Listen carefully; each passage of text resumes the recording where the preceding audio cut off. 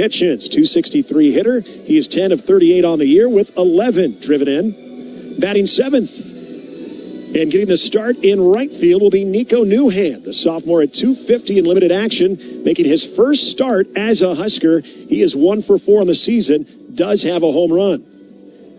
Batting eighth, playing left field will be Devin Nunez. Nooney on the season 2 for 15 with 2 runs driven in. And rounding out the lineup for Nebraska will be the freshman catcher, local product Jeter Worthley, the Lincoln East product, 154 hitter, 4 of 26 on the year, 3 doubles. He has an RBI. Starting pitcher for Nebraska, as we mentioned, will be Cooper Katsky. Katsky comes in making his first start. This will be his third appearance. He's gone 4 2/3 out of the bullpen primarily. He's allowed just 2 hits and has been unscathed in the run department. Opponents hitting 125, strikeout to walk ratio, 6 strikeouts to no walks. And with more on our starting pitcher, it is time for our Nebraska corn pitching preview. Here's pitching coach Rob Childress. Him to just continue to pitch at the high level he's pitched at. He's healthy and feels good and was great for us on Friday, and I expect him to give us a great shot to win today and allow him to go 2.5, 3 times through the lineup. It's Nebraska taking on Omaha. A pitching preview again brought to you by Nebraska Corn. Nebraska roots run deep where tradition and community thrive. Discover the stories behind our state's rich heritage at IamNebraskaCorn.com. When we come back, we will have first pitch between the Mavericks of Omaha and your Nebraska Cornhuskers as Ben McLaughlin will rejoin us here from Hawks Field at Haymarket Park on the Huskers Radio Network.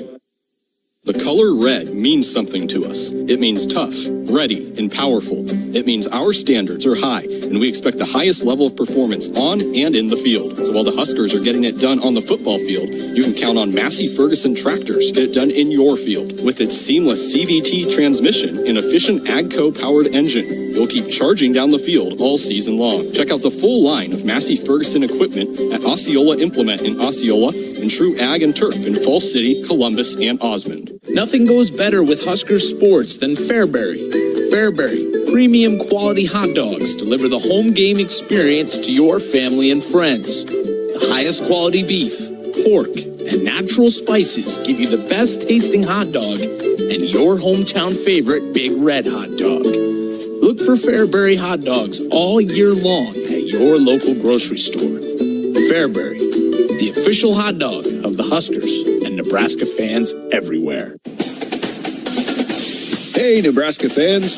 I know you'd do anything for a win and an ice-cold Bud Light.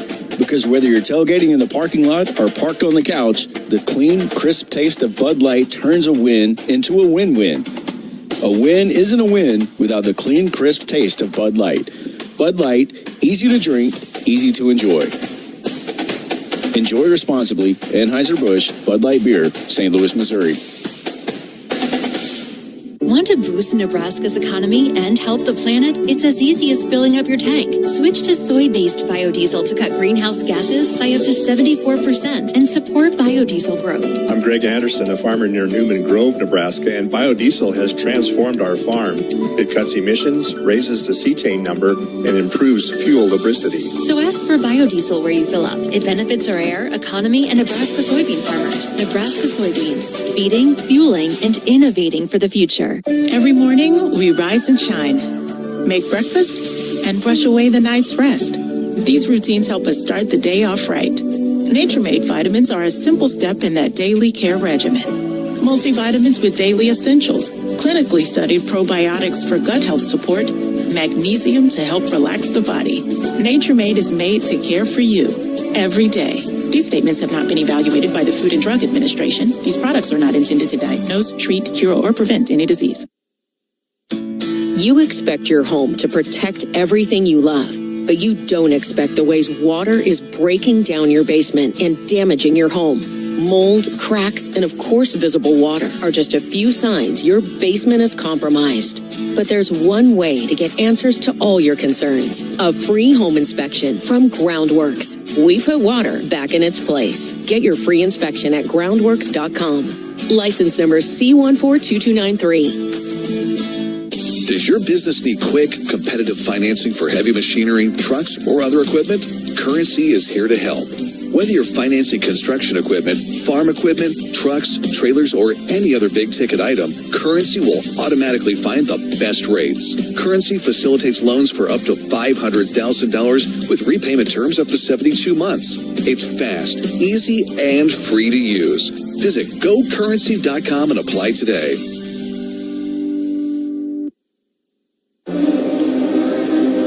Alongside Nick Hanley, I'm Ben McLaughlin. Huskers have taken the field here at Hawks Field behind Cooper Katsky going through his warm-up tosses here in Lincoln. Defense behind Coop here today. Nunez in left, Moyer in center, Newhand in right, Overbeek at the hot corner, Carey manning the shortstop spot, Jet Buck at second base, Sanderson at first, Jeter Worsley rounding out the battery for the Big Red. Calling our balls and strikes today behind home plate, Tim Cordill. First base umpire Clint Wheeler, out at second Lance Vaughn, third base umpire Ryan Carl. Huskers in their home whites, white tops, white pants, high red socks, red script Nebraska across the chest, red hats, white end on the front. Visiting Mavericks in their black tops, gray pants, red script Omaha across the chest outlined in white, red numbers, black bills, O logo stamped on the front. Gonna get this one underway. A couple of minutes past the bottom of the hour here in the Central Time Zone, 1:32. It is 49 degrees here for the home opener. Wind out of the north at 7 to 10 miles an hour. Cornerstone Bank, time and temp, providing you game-changing solutions for your financial needs. Bank on a solid foundation. Cornerstone Bank, member FDIC, equal housing lender. Eduardo Cornelli is our leadoff hitter. Open stance from the left side. Cooper Katsky getting the start today for the Big Red. The junior right-hander ready for the first one, and it's right over at the knees. A called strike at 91. 0-1. Mavericks entering play at 4-6. Your homestanding Huskers at 5-5. Overbeek even with the bag off the line at third. Next pitch is just a bit inside for a ball, 1-1. Katsky last pitched on Friday night against the Auburn Tigers, and he was fantastic. The next one on the way. Curve, just gets a piece of the dirt, and it's 2 balls and a strike. Katsky 2 2/3, 1 hit, no runs, no walks, 2 strikeouts of Auburn hitters on Friday, and the Huskers win over Auburn. This pitch is cut on and missed on a 92-mile-an-hour heater. Count squared up, 2 balls, 2 strikes. Again, we remind you again this year, the radar gun out in right field, just a couple of degrees hot. That one registered at 94-92 on the official TrackMan report. Katsky's 2-2 offering. Busted a fastball just inside, missed by an inch. Full count. Believe it or not, Cooper's last start was in an NCAA regional game against nationally ranked Tennessee in the Knoxville Regional. Could have gone better for Cooper, but that's a tough assignment at Lindsey Nelson that time of the year.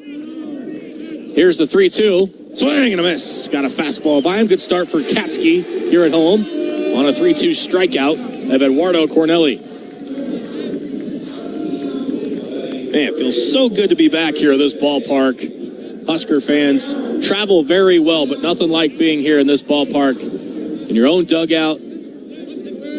Crowd support, fantastic as you'd expect it to be.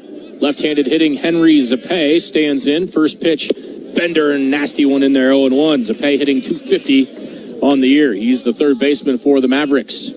Omaha, as Nick told you, coming off a weekend with the Shockers of Wichita State, where they dropped 3 of 4. The next one home, that's sprayed off to the left and out of play. Katsky quickly ahead of Zapay, 0-2. The Huskers will see Wichita State here in about 10 days or so. 2 weeks, I guess you could call it, in the midweek down in Wichita at X Stadium. No score, just underway, top of the first.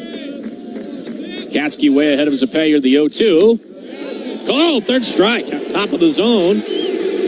Zapay stared at it, didn't like it, but it's the second punch out for Katsky here early. TrackMan did have that a bit up, not by a whole lot, but I think Zapay had an argument, and it was a delayed strike call behind home plate. Now Jackson Trout comes into this one leading the Mavericks in about every offensive category. 385 hitter, open stance from the right side. Katsky's pitch, just a touch off. And it's a ball and no strikes. Jackson Trout from Papillion, Nebraska. Transfer from Northeastern Junior College. Katsky ready to work. Here it is. That's on the corner, 1-1. Wind, as you'd expect, blowing out to right, as it so often does here in this ballpark. So anything out to that Maverick bullpen into the party porch, the Pepsi home run terrace, if you're getting official, will get a lot of help from the breeze today. The 1-1. Breaking ball, chewed him up, checked his swing. Pitch was inside. Huskers not going to appeal down to first. Party porch just sounds so much better. It does, but it was very solid product placement on your part there, Ben. Just very good. Using what the public school system taught me in my reading abilities. It's a good thing there's no math involved. The 2-1. Fastball just in, 3-1. So Cooper's had a couple of 3-ball counts, but they've been small misses. He's been right around the zone.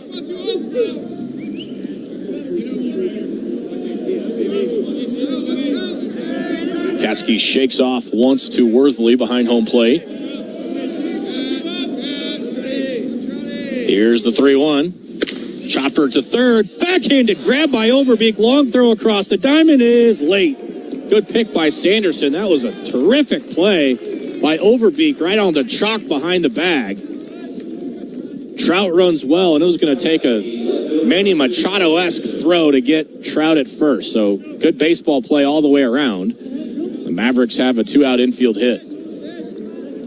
Really didn't think Joshua Overbeek had any chance at even getting leather on that thing. And he just continues to impress, especially when he's moving to his right, taking that third baseline down.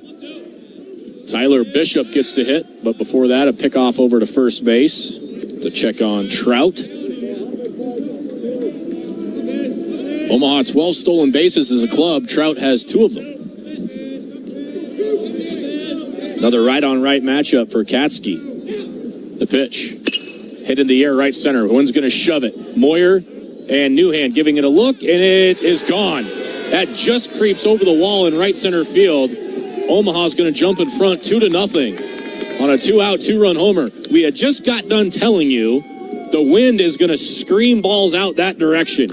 And without that breeze, there's no way that thing gets out of here.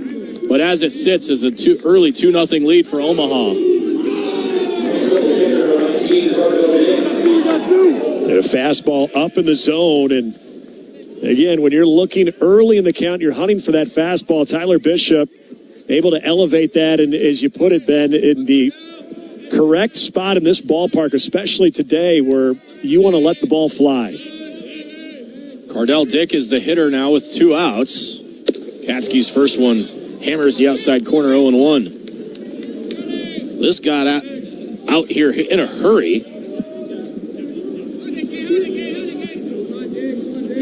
A 2-out infield hit, and then a 2-run homer that just creeps over the top of that green padding. There's a nasty breaking ball in the inner third, 0-2.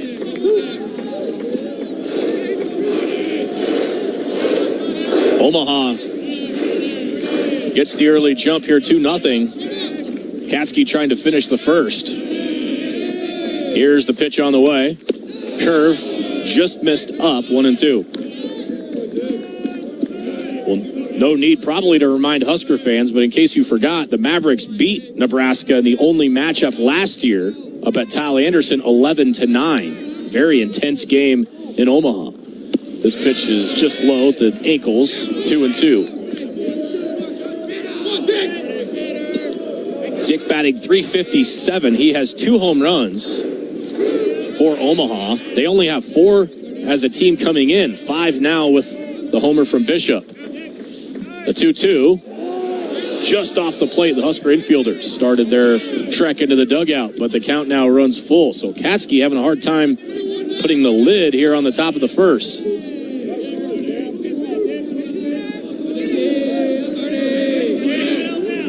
Here's the payoff. Breaking ball popped up out of play off to the right. That was a nicely located 3-2 slider by Katsky right on the outside corner, but Cardell Dick able to foul it off to stay alive. So the pitch count from Katsky slowly climbing, although he's only faced 5 batters. Cooper ready to go. Another 3-2 pitch. Hot shot to second through Buck as he lays out to his left past the dive of the second baseman. 3 straight 2-out hits from the Mavericks have extended the inning.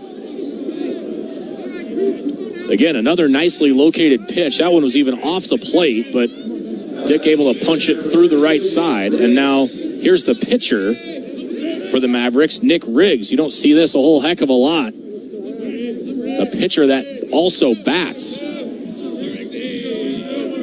he's a left-handed stick, also a left-handed starter. The first one on the way, right over, 0-1. Riggs in the box, a .267 hitter. He is from up the road in Omaha. He prepped at both Bellevue West and Creighton Prep. The next one home, waved and missed at that one. That was a nice changeup there from Katsky. So Coop's going to be nearing 25 pitches here in this frame. Off to the soaring start with back-to-back strikeouts, but the Mavericks have touched him up a bit here. The 0-2, breaking ball, swing and a miss. So Katsky strikes out the side, but also surrenders 3 hits. One of them a 2-run homer by Bishop, and Omaha takes a 2-0 lead after a half inning. They strand this 2-out single on it first. So 2 runs on 3 hits for the Mavericks. Huskers coming to bat in the bottom of the first on the Huskers Radio Network. Save time when you shop online with Hy-Vee. Hy-Vee makes it easy to order groceries online through our app or Hy-Vee.com. Pickup is always free. And if you have a Perks Plus membership, you get free delivery and free express pickup. Shop online with Hy-Vee and you can create and save grocery lists. Shop the sales and get fuel savers. Talk about convenience. Order groceries online today. Check out Hy-Vee.com or download the Hy-Vee app.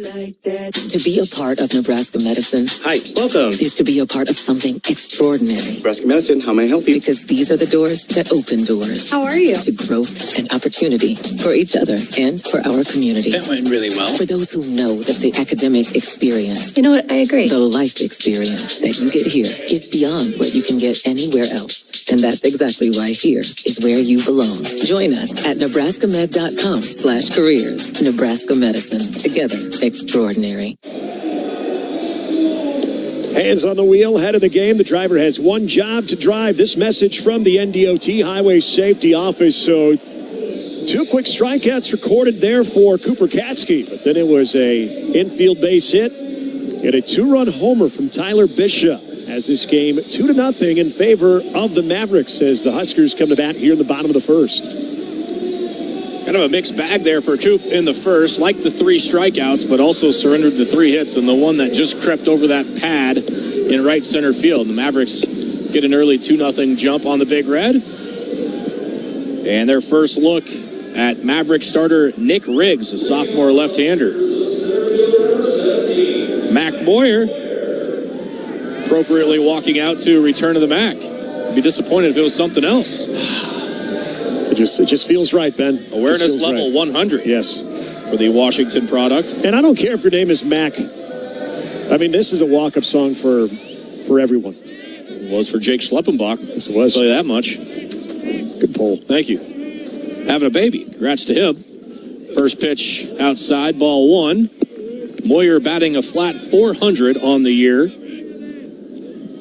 12 hits and 30 at-bats. He played an unbelievable center field down in Auburn. The 1-0 pitch from Riggs. Skips in the dirt, 2 balls, no strikes. Riggs is going to sit 86, 89-ish with the fastball. He'll operate from the stretch with nobody on base. Left-on-left matchup for Moyer. The 2-0, he squares the bunt, pulls back, takes again in the dirt. This one skips behind the catcher. And 3-0 on Moyer. Offensively against the Auburn Tigers, Mac 5 hits, 14 at-bats. And he also drew a walk like he has done so often. The 3-0. That's a strike, 3-1. 30 official at-bats for Moyer. He has registered 9 walks. Way ahead in the count here, 3-1. Here's the pitch. Making 10 walks. And a leadoff free pass for the Huskers as Moyer trots on down to first. Good speed on the bases to start for Nebraska. That'll get Overbeek to the plate.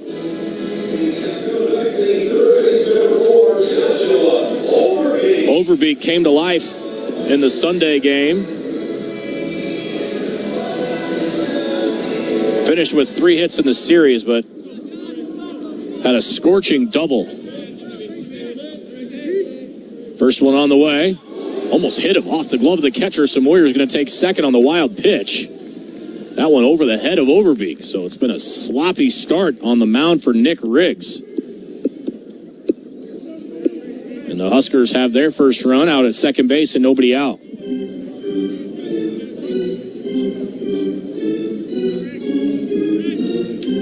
Beek hitting .368, 14 hits, team leading 6 doubles.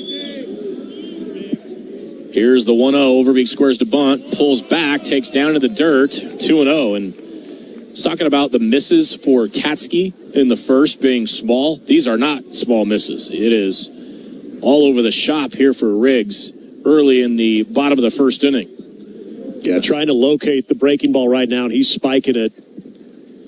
And you're starting to see that right field bullpen with a little bit of scurrying going on. And not sure what the plan was for Riggs. As you mentioned, he will remain in the game as a DH regardless of how long his afternoon goes. But you're starting to see bodies getting active in that right field bullpen. Yeah, already a jacket being shed out there as Michael Saul is going to start throwing. Overbeek way ahead, 2-0. The pitch. Laid off a heater up. 3-0. Pitch that Overbeek wanted, but made the good decision here to lay off. Might make Riggs throw himself a strike here. The 3-0. Low ball 4. So back-to-back walks for Riggs. That is not what Omaha was looking for after scoring 2 in the top half. And that's going to quickly draw a mound visit for the Mavericks.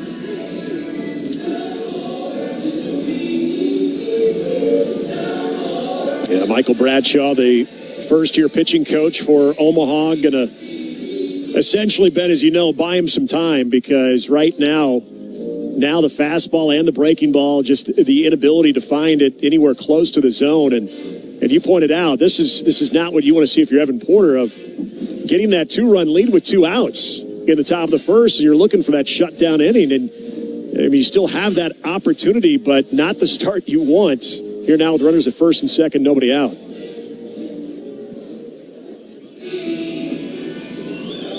So we're looking into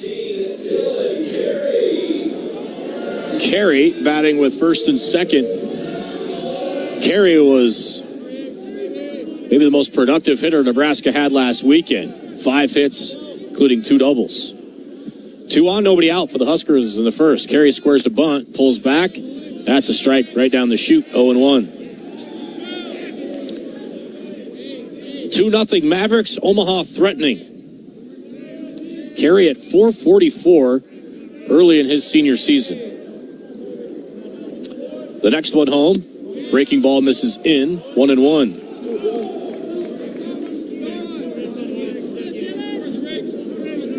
Good speed on the bases for Nebraska. You've got the right fielder, Hayden Lewis, back in a familiar spot. Former Husker 2 steps in front of the warning track out and right. The 1-1. Carey swings, good cut at it, fouled it straight back to the netting. 1-2.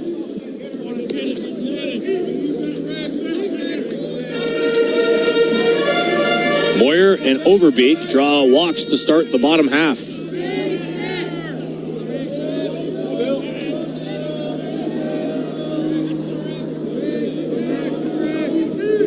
Riggs ready, here it is. Fouled off the gear of the catcher. It's going to roll out in front of the Omaha dugout first base side. 1-2 on DC. Carey had the big hit to give Nebraska the lead in the 10th inning against Auburn. And then he had the large hit also in the 8th inning that plated a couple of runs to get Nebraska with an arm shot of Auburn. The 1-2, Breaking ball, chopped third base side right near the third base coach. Lance Arvell casually picks it up with a bare hand. Case Sanderson patiently waiting on deck. Batting cleanup for the first time this year. Ball and 2 strikes on the Husker shortstop. Riggs brings it home. Carey fouls another one to the backstop. It's the first changeup we've seen from Riggs, and Carey able to get a piece of it. Yeah, it's going to be interesting to see, Ben, what he would do up in the count. And now you've seen him locate all 3, Riggs, that is, locate all 3 pitches here in the zone. 2 on, nobody out. Riggs working on Carey. Here's the 1-2. Dillon swings and drives a high fly ball to left, pushing Lewis near the line. It is down in fair territory, right on top of the line. Moyer's getting the green light. He had to hold up. We're going to have a play at the plate. Moyer stands up and beats the tag of the catcher. An RBI double for Carey. And Nebraska's on the board. It's 2-1.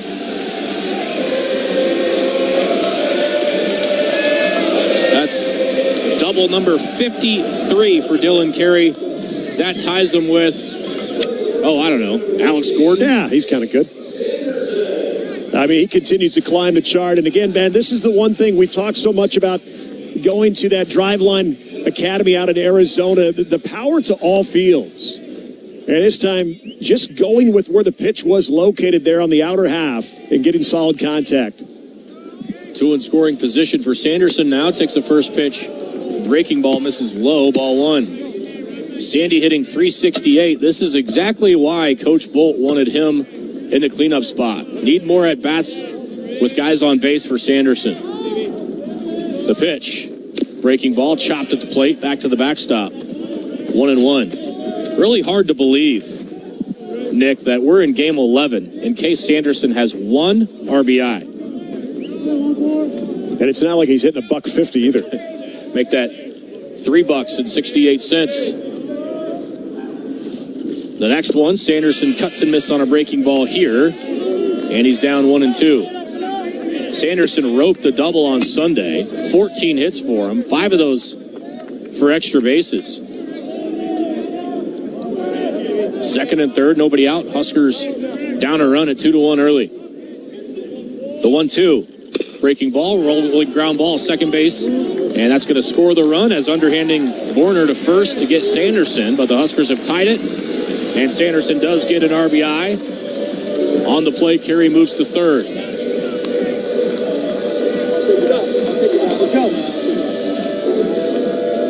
And now Cole Kitchens will bat. Another run 90 feet away and only 1 out.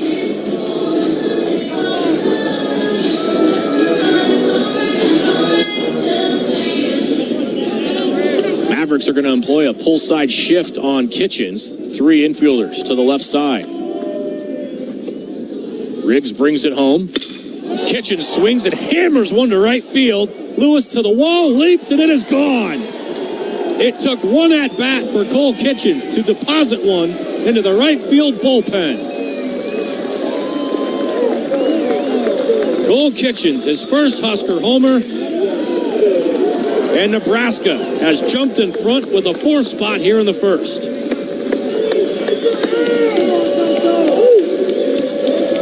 We've seen the opposite field power from Kitchens this year. He's gone down that right field line a few times for doubles. Lewis gave it everything he had on the jump, but the ball gets over his glove, and the Mavericks have to go to the bullpen with just 1 out here in the first inning. So we have a Nebraska 8-1-1 pitching change contact. 8-1-1. 2 days before you dig to protect your underground utilities and yourself. It's free, it's easy, it's the law. Well, welcome back home, right? I mean, 2 half innings and 2 home runs where the wind is screaming out to right field. The Mavericks going to bring in a right-hander. I'll tell you who it is after this break on the Huskers Radio Network. That's my neighbor, Joe. Hey, Joe. Hey, John. Joe's about to make a big mistake. Hey, Joe, think it might be a good idea to call 811 to have the utilities marked before you start digging? I'm not digging very deep. It's no big deal. No big deal.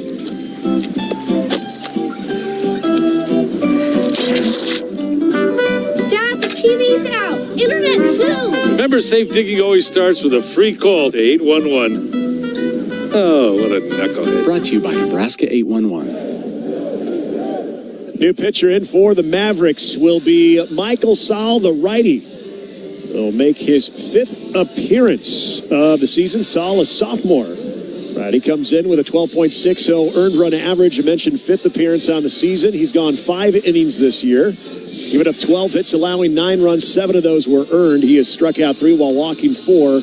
Opponents hitting .429 against Saul, who will come in here in the bottom of the first. A rocky one for Riggs. He will remain in the game as the designated hitter. So Riggs will hit for Saul and any other Maverick pitcher that makes the way on the rubber here at Haymarket Park. And Ben, I want to go back to that home run when we talk about that trip where we really got a chance to see Cole Kitchens and that opposite field power. Remember when he was over at Sloan Park and he had driven one into right center field. It was 369 as far as the distance, and I remember you mentioning, we'll take that at Haymarket Park. Give me one of those shots, and that's going to find its way over in the bullpen. Well, he doesn't disappoint, and you're right. Knowing exactly what he was looking for, and I love the aggressive mentality because all of a sudden you saw Riggs really emphasizing getting ahead of those hitters after losing the first 2. And so Cole Kitchens, with a plan, knew exactly what he was looking for and was able to go the other way with it. He had a big batting practice as well, Kitchens did, and so not shocked to see him barrel one up. And now Jet Buck will be the first task of Michael Saul. Bullpen early for the Mavericks. First pitch fastball inside at 91 to Jet. Ball 1. Buck hitting .317 at his first Husker home run in the weekend down in the state of Alabama. The 1-0. Buck swings and skies one a mile high, foul off to the right. And Ben, again, it just emphasizes the importance of being able to hit spots. And when you walk the first 2 hitters, you value just getting in the strike zone as opposed to hitting a spot. And it's exactly what Cole Kitchens was looking for. The next one to Buck, got a piece of the elbow guard. So Jet trots down to first. And the Huskers putting a full court press on the Mavericks here in the bottom of the first inning. Now you got to start to wonder if Katsky's going to get out of the dugout and go start throwing.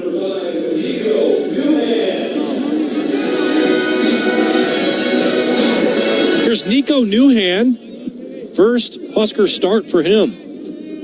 He had a 2-run home run to the opposite field over the weekend. Saul's first pitch. Newhan swings and smashes one to the right center field gap, and it is not handled by the right fielder, Lewis. It's going to roll to the fence. Buck is going to stop at third. Newhan's on at second with a double, and the Huskers continue to keep the wheel moving here in the first inning.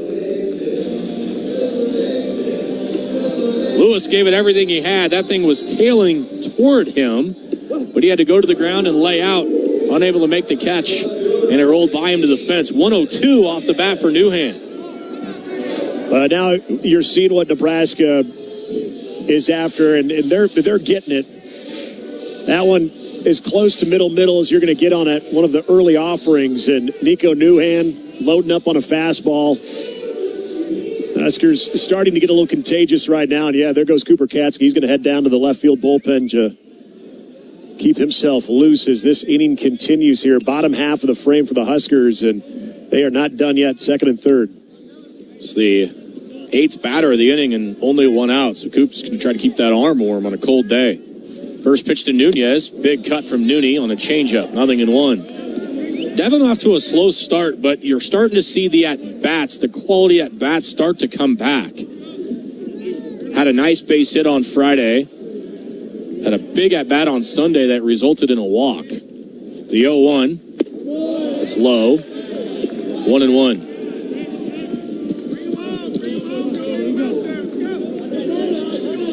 Nunez just got out to such a torrid start to his college career a year ago as a freshman.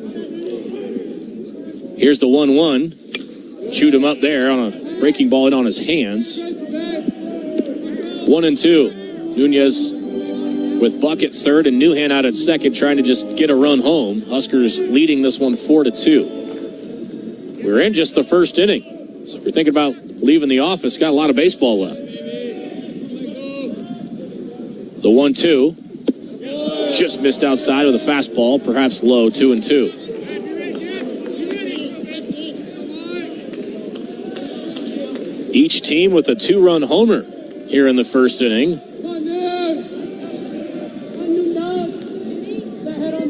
Nunez open stance from the left side, protecting the plate. The 2-2. Fastball at the knees, outside corner. Nunez caught looking. And now there's 2 down for Jeter Worsley. I think Nooney just got fooled there. That's the best pitch of the inning from a Maverick pitcher. Yeah, attack that lower half of the zone there, worked away from Nooney. And just trying to piece some good at-bats together. Jeter Worsley stands in, takes the first pitch just inside with a fastball 1-0. Jeter hitting 154. 4 hits, 26 at-bats. 3 of his 4 hits, however, all are doubles. Right on right matchup. Here's the pitch. Popped up behind home plate. See if the catcher runs out of room, and he will. Lands in like the 7th row. 1-1 on the Husker backstop. You think about Devin Nunez a year ago.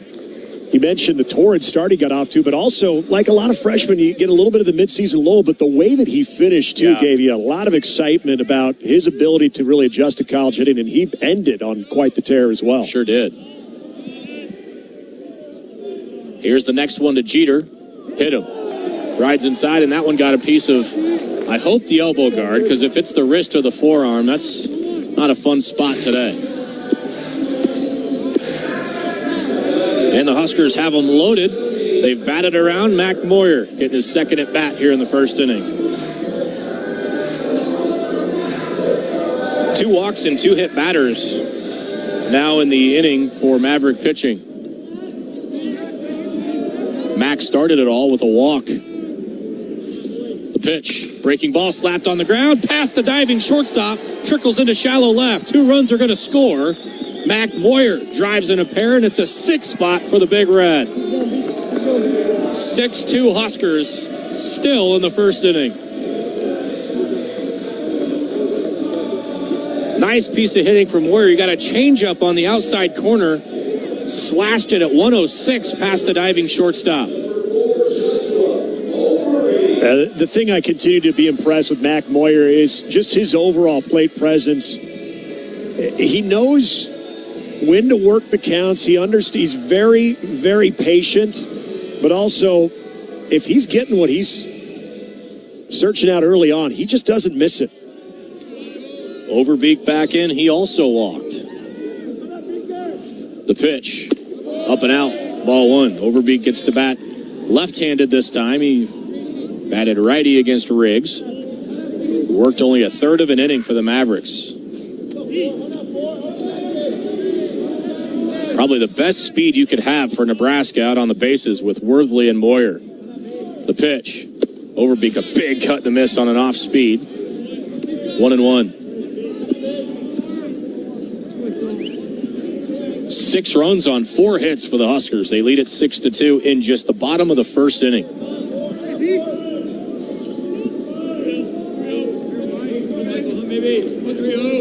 Saul comes set. The 1-1. Overbeek swings and sprays one down the left field line, and it is foul. That was a shot by Overbeek, sending it the other way. Fortunately for Saul and the Mavericks, it was a foul ball and just a strike on Overbeek.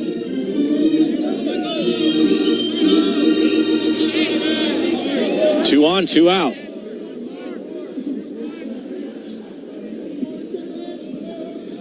Saul, the right-hander, holds at his belt, peeks at Worsley. Now the pitch. Missed in. 2-2. That was a pretty good spot. Yeah, so very solid pitch there by Saul. Coming inside and just didn't get the call. Better call Saul. I was hoping you'd pick that up. Can't just give them to you. Nope. Here's the 2-2. Runners go. Overbeek sprays a foul into the netting. If I'm sitting in Sharpie's chair, I better not let an opportunity like that go by. We're testing the home boundaries right now. We're still in the first inning too. We've got many innings of this. Settle in. Hopefully your seat has a cushion on it. 2-2 on Overbeek. Saul comes set. The pitch. In the dirt. Full count. We should clarify, though. He spells his name differently. Yeah, it's not S-A-L-L. Right. Seen it S-A-L. Did you watch that show? I didn't watch. I heard you had to watch Breaking Bad. You never watched Breaking Bad? Oh, I watched Breaking Bad. Oh, okay. Yeah, so I haven't made the transition over to Better Call Saul. It's only been 8 years. Love the actor, though. The 3-2 pitch. Swing and a miss. Got a fastball in on the hands of Overbeek. And that ends the first inning. Huskers, though, with their best offensive output in an inning this season. 6 runs, 4 hits, no errors. They leave 2. After 1, Nebraska leading Omaha 6-2. This is Big Red Baseball. When second's making a play, short's got it covered. A winning insurance strategy doesn't rely on one person. Good hustle, good hustle. Communicate with your guys and make sure everyone's in the right coverage. It takes a team that knows its roles well, working together to provide an exceptional experience. Set the screen. You have to protect yourself. 1, 2, 3, Wildcat! At Shelter Insurance, you can count on our local agents and award-winning customer service to help you protect what matters most. See Shelter agents Greg Kerr, Jeff Bond, or Matt Moorhead in Lincoln today. Feel like you're always on the run? Me too. As an independent financial professional, I help all kinds of busy people. Young families planning for college, couples working toward retirement, people securing their legacy. Wherever you are in life, Emeritus can help you get more out of life with insurance, employee benefits, and financial services. You're moving fast. Let's help make sure you're on the path to a fulfilling life. Find your next step at emeritus.com. Insurance products issued by Emeritus Life Insurance Corp. Let's pause 15 seconds for station identification on the Huskers Radio Network.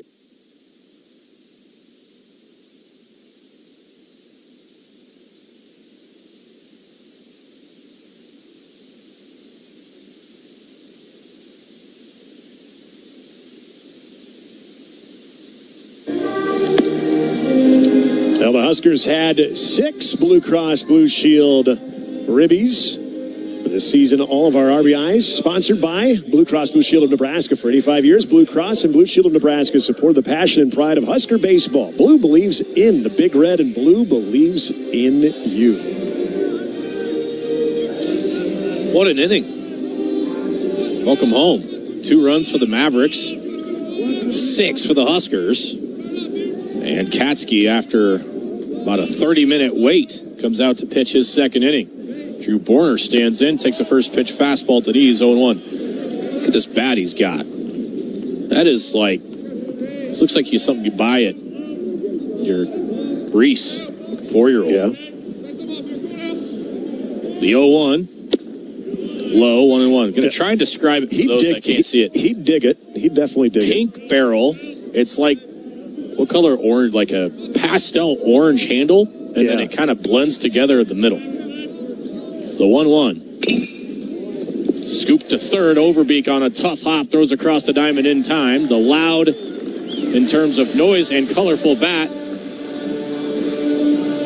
A weak rollout to third. And Katsky gets the leadoff man here in the second. Kind of an orange Julius orange, if you would. Yeah. Like, you could probably use that in the dark without lights. Yeah. Well, last year Nebraska had the Crayola bat. They did. Is it still around? I haven't seen it. Yeah, I have not. Somebody took that with them. Here's Hayden Lewis, former Husker. Familiar setting for him. His first year in the Maverick program. Takes a breaking ball low, 1-0. Lewis, his first year in Omaha, hitting .250. Does have a home run, driven in 5.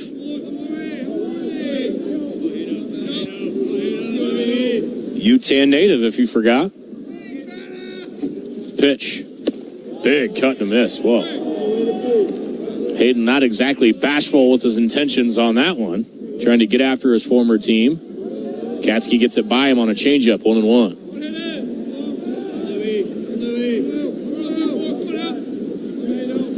Cooper sends it in.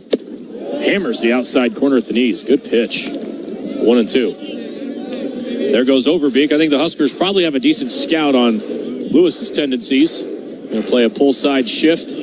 Carey all by his lonesome out at short. The 1-2. Breaking ball in the dirt. I always wonder that, like, when we're on the road and it's a first year, like a freshman or a first year in the program guy, and teams are playing a shift, I'm like, where are you getting your data? Yeah. Oh, they find a way, Benny. They find a way. This one, though, is probably this one's a little bit more organic, right. I feel like. Yep. Katsky ready for the 2-2, and it's on its way. Breaking ball rolled on the ground into the shift. Overbeek's going to pick it up in front of Buck, throw across the diamond in time. Almost where the second baseman plays. That probably felt awkward for old number 4 there. It felt awkward, almost writing 4-3 in the scorebook. He absolutely fielded that from the second base spot that Jet Buck would occupy, but Jet was playing shallow right center. Horner, the center fielder, last chance for the Mavs here in the second. 9-hole batter, hitting 167.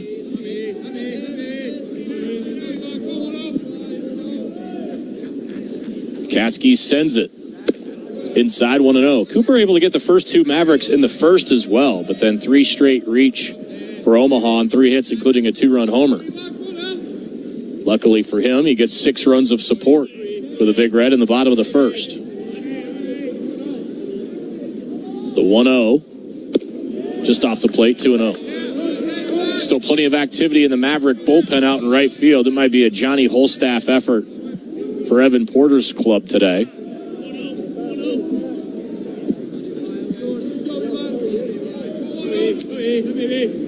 Katsky ready to go. Here's the pitch. Fastball blew it by him.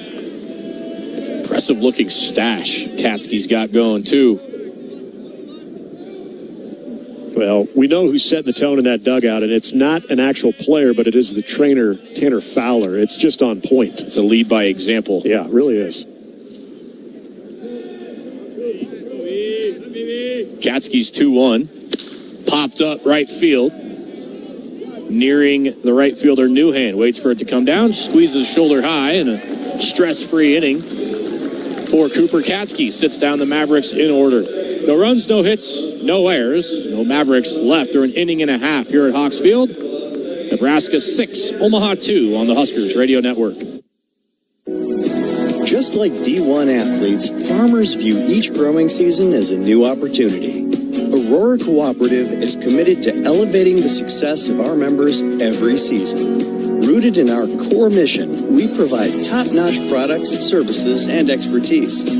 Our strong work ethic mirrors that of the Huskers, driving success.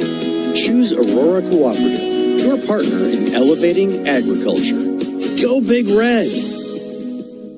Being a Nebraska fan doesn't stop when the game ends. It's every day, all day, home or away. This is Kyle Crooks, the voice of the Huskers, telling you to level up with the new Husker Visa debit card, free with any FNBO checking account. Be one who lives it, one who proves it. Every time you pay with the Husker Visa debit card, only at FNBO, the bank of Husker Nation.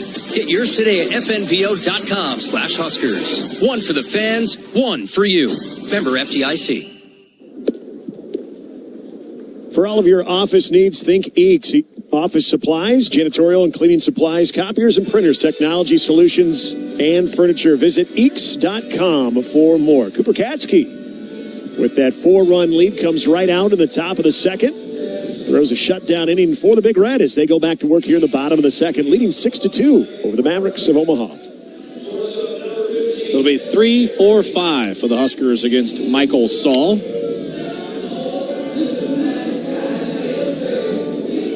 Saul, Creighton Prep native, sophomore for Evan Porter.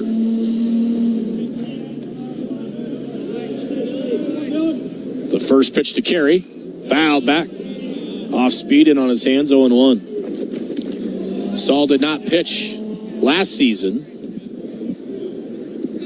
but has thrown quite a bit here this year. The 0-1. Skied high off to the right and out of play. His best outing came against Arizona. Mavericks beat the Wildcats in Tucson. Clean inning for him. Other than that, it's been a pretty rough go for Saul here this year. The 0-2 pitch. Jammed back and out of play. So Dylan up there swinging away. Swung at the first 3 and all 3 foul balls. Carey RBI double down the right field line. Back in the first, that put Nebraska on the board.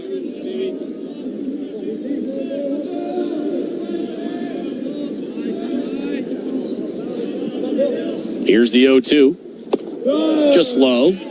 Change up there from Saul, 1-2. It's not a bad pitch, the change up that he's got.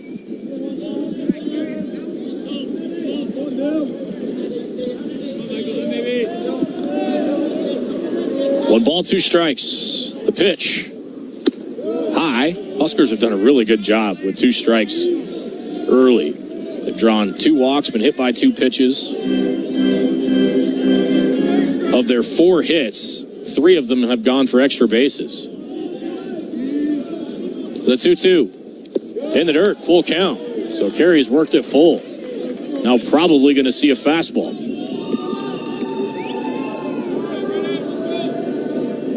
Only a matter of time before, whether it's this game, tomorrow, this weekend, where Carey goes, test that right field wall. He's doing it right here again. It's twisting near the line. It is foul as it lands up on the berm. It was very well timed. My goodness. Can you imagine? I mean, I've heard of the announcer jinx, but working in favor would have been great. That would have been pretty cool. That would have been cool. I would have given you all the credit, too, for days. Still 3-2 on DC. The payoff home. Sharply hit. It's going to find its way through. On the shift from Carey, Dylan 2 for 2. Solid base hit. And the Huskers, another leadoff base runner. There's 2 guys in this lineup that you look at when they need to essentially compact that swing, that 2-strike swing. You hear B-hack, whatever you want to call it. Dylan Carey, Joshua Overbeek this year have been very noticeable when it does come to the ability to compact that swing. Here's Case Sanderson, RBI ground out his first trip. Pick over to first, Dylan back head first.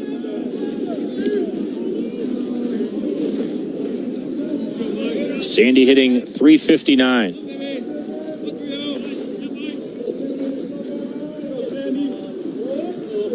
Saul comes set. The pitch. Change up off the plate, called strike that time. 0-1. Emergency vehicle. Zipping down Highway 34 right now. The 0-1. Up. Ball and a strike. Did you call it an urgency vehicle? Or? Emergency. Oh, okay. He did. It was definitely an emergency vehicle. He was with moving urgency, with some urgency. But I thought you called it an urgency vehicle. I'm like, oh, that's kind of clever. But now that apparently I misheard you. I'm not that clever. Okay. On purpose, anyway. Mm-hmm. Ball and a strike. Here's the pitch. Off speed. That was a change outside. 2-1.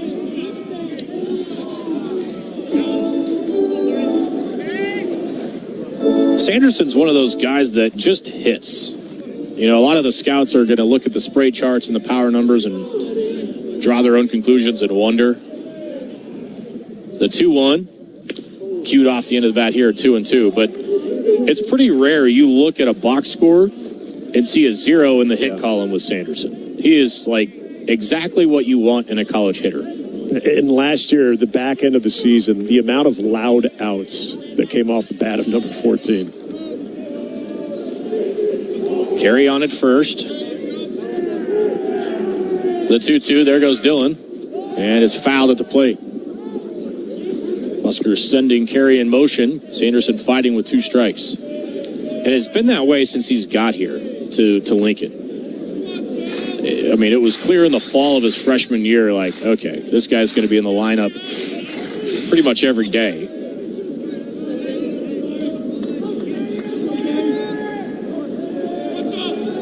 Count level, 2 balls, 2 strikes. Here's the pitch. Fastball, swing and a miss. So Saul has 3 strikeouts. He's had to work pretty hard to get to that number. was allowed 3 hits and 2 runs, but 3 punch-outs. And now Cole Kitchens, another chance. Should point out, too, that Kitchens has switched bats. He was not swinging this white aluminum last weekend. So good move on his end. Pick over to first, chases Carey back. It's got kind of a wood look to it as well. I was talking to, I think it was DC, about the bats they were swinging, and he had a name for it. I'm going to try to remember.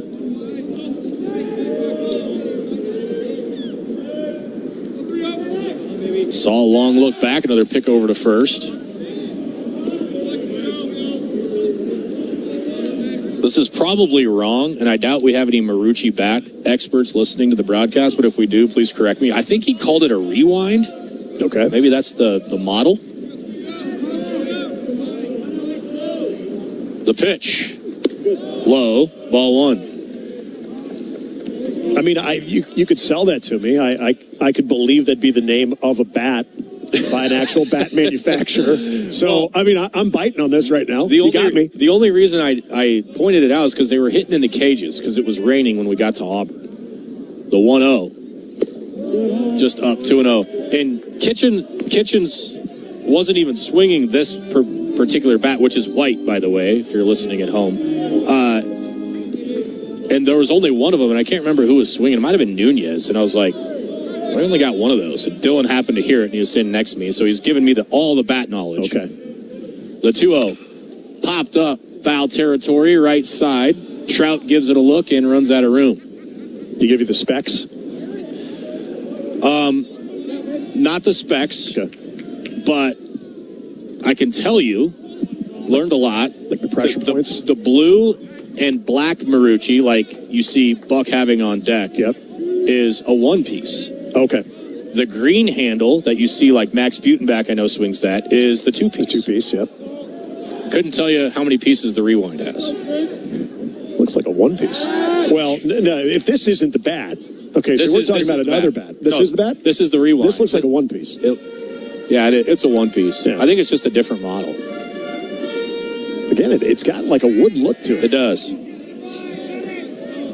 It's off to a good start with a home run to it. Saul's 2-1. There goes Carey. Kitchen swings and crushes one to left center field.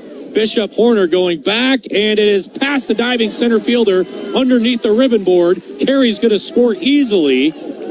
Whatever bat Cole Kitchens is using, let's get more guys' hands on it. 103 to the gap, and it's a 7-2 Husker lead.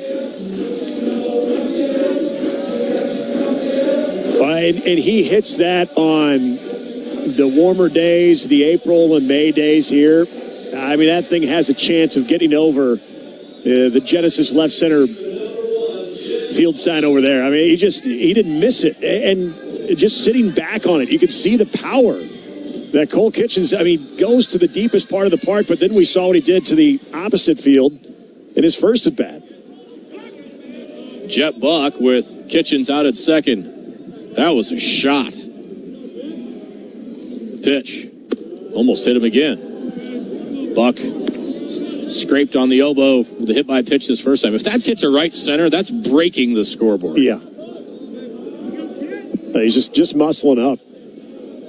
Drive the baseball. And this is what you wanted to see out of him when they got Cole Kitchens out of the transfer portal. Here's the 1-0. Buck, a good cut. Fouled it straight back to the screen. 1-1. And that's the scary thing about Nebraska's offense. Think about a guy like Jet Buck. Had just one hit in the series with Auburn. This kid is a really good hit. He had one hit and he's hitting .317. Like, this is a really good hitter. If you start getting him going, Nunez going, Worthley going. The 1-1. Rolling ground ball foul. Third base side. And between the Arizona trip and even in Dallas, it was just hard to get the guy off the base. I mean, whether he was working counts, reaching via the walk or hit by pitch, or just able to drive the ball through the infield. I mean, he was all over it. Saul comes set. The 1-2. Just low, the changeup. That kind of buckled the knees of Jet. 2-2. Saul's done a pretty good job of changing speeds. He really and has, location. yeah. I mean, Nebraska's hit him around, but They've been on their toes.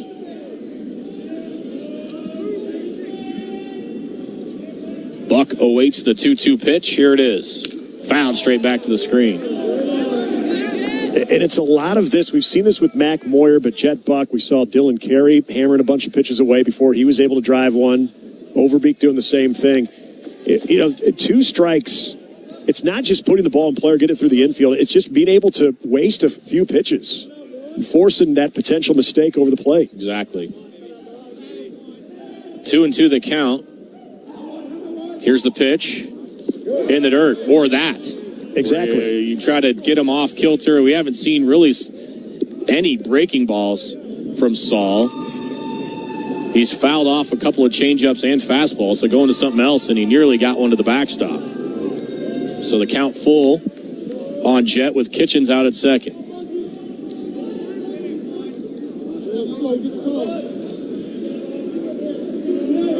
Saul comes set. The payoff. Swing and a miss. Boy, dialed up a changeup on 3-2 and located it perfectly. Well, that's a tip of the cap to Saul right there. We talked about his ability to change speeds and really hit some spots there. And just as we were singing the praise of Jet Buck and other Husker hitters able to really spoil a lot of pitches, that's a gutsy pitch and well executed by Saul. Here's Newhand, double to right and scored his first trip.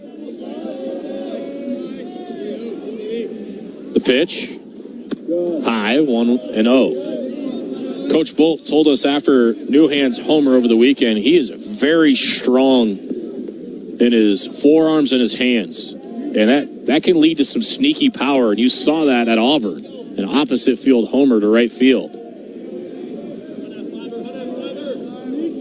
The 1-0, down and away, another changeup, 2-0. And then the fall ball report card, he was one of those hitters. Between he and Jet Buck, exit velocity, when you were looking at how the baseball was coming off the barrel, he was right up there. Kitchen still out at second. The 2-0 pitch. Big cut and a miss from Newhand. Another changeup.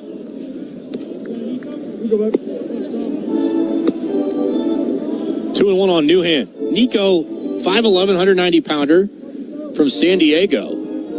Grossmont College transfer. The 2-1. Hit him. Got him on the shoulder. So Nunez is going to get a crack, but I think he's probably going to see a new pitcher. Got a lefty in Mick that's ready at any point in time, and Evan Porter has signaled to the bullpen to go get the Mavericks' third pitcher of the game. It's a Nebraska 811 pitching change. Be sure to contact your friends at 811 2 days before you dig to protect your underground utilities and yourself. It's free, it's easy, it's the law. We'll give you the numbers of the new Maverick pitcher after this quick timeout on the Huskers Radio Network. That's my neighbor, Joe. Hey, Joe. Hey, John. Joe's about to make a very big mistake. Hey, Joe, you think it might be a good idea to call 811 to have your underground utilities marked before you start digging? John, that's just for big projects. Actually, it's for any digging project. Hey, congratulations, Joe. You found your electric line. Remember, safe digging always begins with a free call to 811. You want to borrow my phone, buddy? Brought to you by Nebraska 811. Omaha will go back to the bullpen, and it'll be the sophomore lefty out of Lincoln East High School, Carter Mick, will be making his way to the Haymarket Park mound. His 7th appearance already on the season. He's got a 4.5 ERA. He's gone 4 innings, given up 2 hits, allowing 2 runs, both earned. He's struck out 3, walked 3, with opponents hitting 154 against Carter Mick. This is one of the arms those high leverage bullpen arms that Evan Porter will go to, especially on the weekends here. And not sure if it was in the plans to get him some action today or not, but nevertheless, here he is here in the bottom of the second. Nebraska still having a go at it. 1 run already across here in the bottom of the second, trying to now add to a 5-run lead as they lead it 7-2 with runners on first and second with 2 away. Yeah, you just said it there, partners. This is his 7th appearance. That is Now 3 more than the next closest Maverick. So this guy has pitched in now 7 of Omaha's 11 games. More action than not. Well, and the former Lincoln East Spartan. And again, you got Cooper Katsky making sure that he can stay warm. What an for the odd second day. Second straight inning. I mean, he's starting, but he may as well have a couple of, it feels like a couple of bullpen appearances in the same game. We are an hour old into this game, and we're in just the second inning. So we're on pace for a long one. We think the network will still have Sports Nightly tonight with your local Husker affiliate starting at 6 o'clock, but pace-wise, I don't know. We can't guarantee that here from the booth. You can't. But as long as the Huskers are winning, and they're the ones that extended the game, it makes it a lot more tolerable. Trust me, I sat through Sunday. Well, we remember the last time, and really the last few times these two teams have hooked up, especially in the midweek. You mentioned that result where Omaha won last year 11-9? Yeah. 11-9. There was probably, if you add that score together, probably that many pitchers that were in the game. That was also a very lengthy, cool night in Omaha. And we saw a bevy of arms for both teams. Not the most well-executed game for either team, too. A little bit sloppy, if I remember correctly. It was. And a little bit chirpy, too. Just got a little heated. 7-2 Nebraska, hitting here in the second inning. First and second for Devin Nunez. Nunez with a left-on-left matchup here with Mick. And the first pitch, down into the dirt, ball 1. Nunez 2 hits on the year. Now 16 at-bats. He's driven in a pair. Kitchens at second. He doubled. Newhand at first. Hit by a pitch. The 1-0. Just low and outside. That missed by maybe 2 inches. 2-0 on Nunez.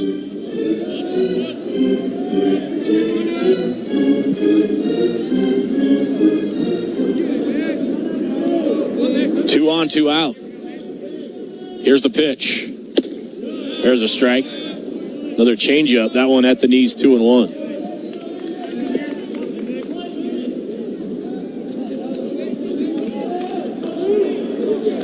Nunez a deep breath. Taps home plate 3 times. Now awaits the 2-1 pitch. Mick set at the letters. Here it is. Big cut and a miss. 2-2. That's the big thing with Nunez so far here as a sophomore. Just a lot of swing and miss. Find a way to put the ball in play more consistently. 2 balls, 2 strikes. 2 on, 2 out. Here's the pitch.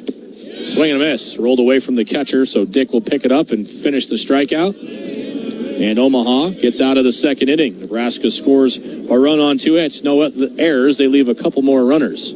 After 2 complete, it's Nebraska 7 and Omaha 2. This is Big Red Baseball. Save time when you shop online with Hy-Vee. Hy-Vee makes it easy to order groceries online through our app or Hy-Vee.com.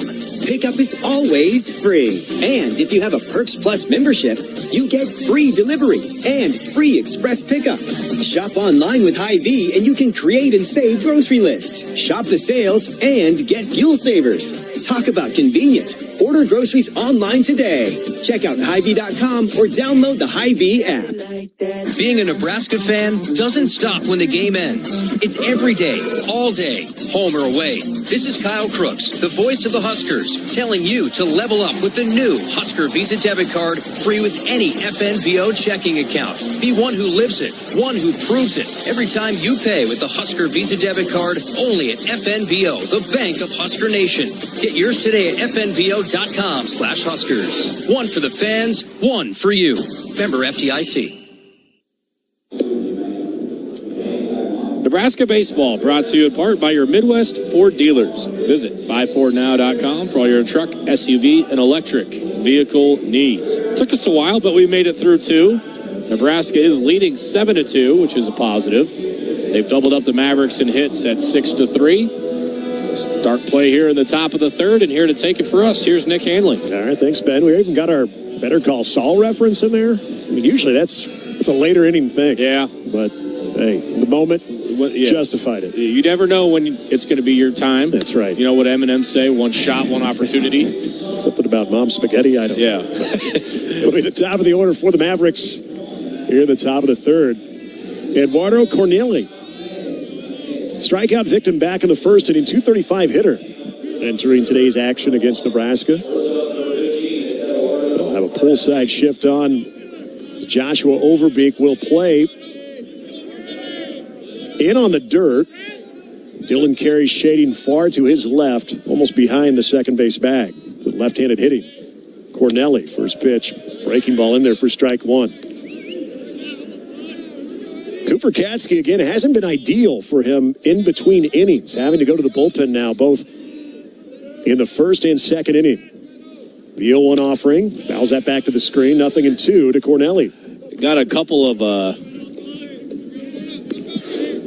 bat experts tweeting at me. Okay, all right, so is the rewind a thing? Exarban87 says, Ben's right, it's the rewind. Okay. Back. Warner says, it's the Marucci reckless rewind. The reckless rewind. Well, it's doing all kinds of things. 0-2 pitch. Did he offer it? They'll say, yes, he did. Throw down to first to complete the strikeout. And Cooper Katsky adds strikeout number 4 to get the lead man here in the top of the third. Well, the way Kitchens is swinging, it's pretty reckless. It is reckless. And if we could rewind those moments. Okay. We might need some substitutes in here by the end of it. Here's Henry Zapay. Struck out looking in the first 0-for-1 today. In the left side, looks at a breaking ball just in. Henry Zapay's been one of the mainstays for the Maverick lineup. Now in his senior year, holding down third base. Been part of these games. Misses away on the fastball, 1-1. That's the one thing about Evan Porter's teams. They're going to be largely local. A lot of Nebraska ties to this roster. 1-1 offering, breaking ball. That one sprayed foul down the third base line. Over by the aforementioned Evan Porter, who is the third base coach as well. If I was coaching third today, I would be so disinterested on sticking my hands out of my pocket to catch a foul ball. And that's a former shortstop right there, All-American shortstop. Evan Porter, too. He wanted nothing to do with it. 1-2 pitch. Sprayed foul again. This one just over the roof. It's not necessarily a roof as it is a grandstand. It has a roof on it. There's a roof on the grandstand. There you go. 2 balls, 2 strikes here on Henry Zapay. 2-2. Called strike 3 on the inside corner. There's that. Just the fastball that Cooper Katsky is able to spot, but there is solid movement as well. So back-to-back strikeouts. That'll bring up Jackson Trout. As Trout's offensive numbers really a bright spot for an Omaha team still trying to find its footing in the batter's box. And Jackson Trout got things started for the Mavericks in the first, 1-for-1 with that infield single. Swings and misses at the off-speed. Remember, it was a great play by Joshua Overbeek, ranging to his right down the third base line, but just could not get the throw over in time. Jackson Trout 0-1, 1-for-1 today. The pitch, and this one is fouled the other way, off to our right out of play. You got to give a ton of credit to Cooper Katsky for sitting as long as he has and coming out here and throwing strikes after those long sits. Absolutely. And now way up here on Jackson Trout, 0-2 with 2 away. Katsky works from the stretch. Set at the belt, the 0-2 pitch. Worked outside with the breaking ball, 1-2. Trout entering the game, 385. Leading hitter for the Mavericks. Also tied for the team lead with 3 doubles. And tied for the team lead with runs driven in, 8. Here's the 1-2. Breaking ball again, misses just outside, 2-2. Nebraska will have another midweek game tomorrow against South Dakota State. Omaha will be off until this weekend. They'll be up in the Twin Cities playing at U.S. Bank Stadium, while Nebraska will be hosting Michigan State, already stepping into Big Ten play this weekend against Sparty. The 2-2. Breaking ball just got a piece of that over by the Nebraska dugout. Well, just to reiterate what Ben said, Cooper Katsky on what is already a cool day. Now, he did pitch for a MAC team. We always think of MACtion on those Tuesdays and Wednesdays watching football in the snow, so this weather is probably not overly challenging, but when you have to extend those warm-ups, 2-2 pitch, spoiled again, this one off to the right out of play. Extending those innings and having to go back and forth from the bullpen, you're right, just the ability to come right in and hammer the strike zone is impressive. Well, it just makes the sticks in the offense, right? Like, we're just going to keep rolling in the box. 2 balls, 2 strikes, 2 away here in the top of the third. The pitch, breaking ball, and that's hit well into center field, but right at Mac Moyer's got it lined up, makes the catch for the third out. Another stress-free inning for Cooper Katsky. So he retires the Mavericks in order. And we head to the bottom of the third with a score remaining: Nebraska 7, Omaha 2 on the Huskers Radio Network. Feel like you're always on the run? Me too.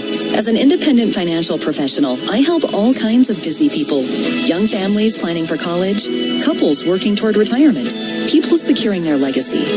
Wherever you are in life, Emeritus can help you get more out of life with insurance, employee benefits, and financial services.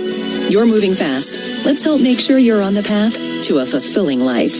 Find your next step at emeritus.com. Insurance products issued by Emeritus Life Insurance Corp. That's my neighbor Joe. Hey, Joe. Hey, John. Joe's about to make a big mistake. Hey, Joe, think it might be a good idea to call 811 to have the utilities marked before you start digging? I'm not digging very deep. It's no big deal. No big deal. Dad,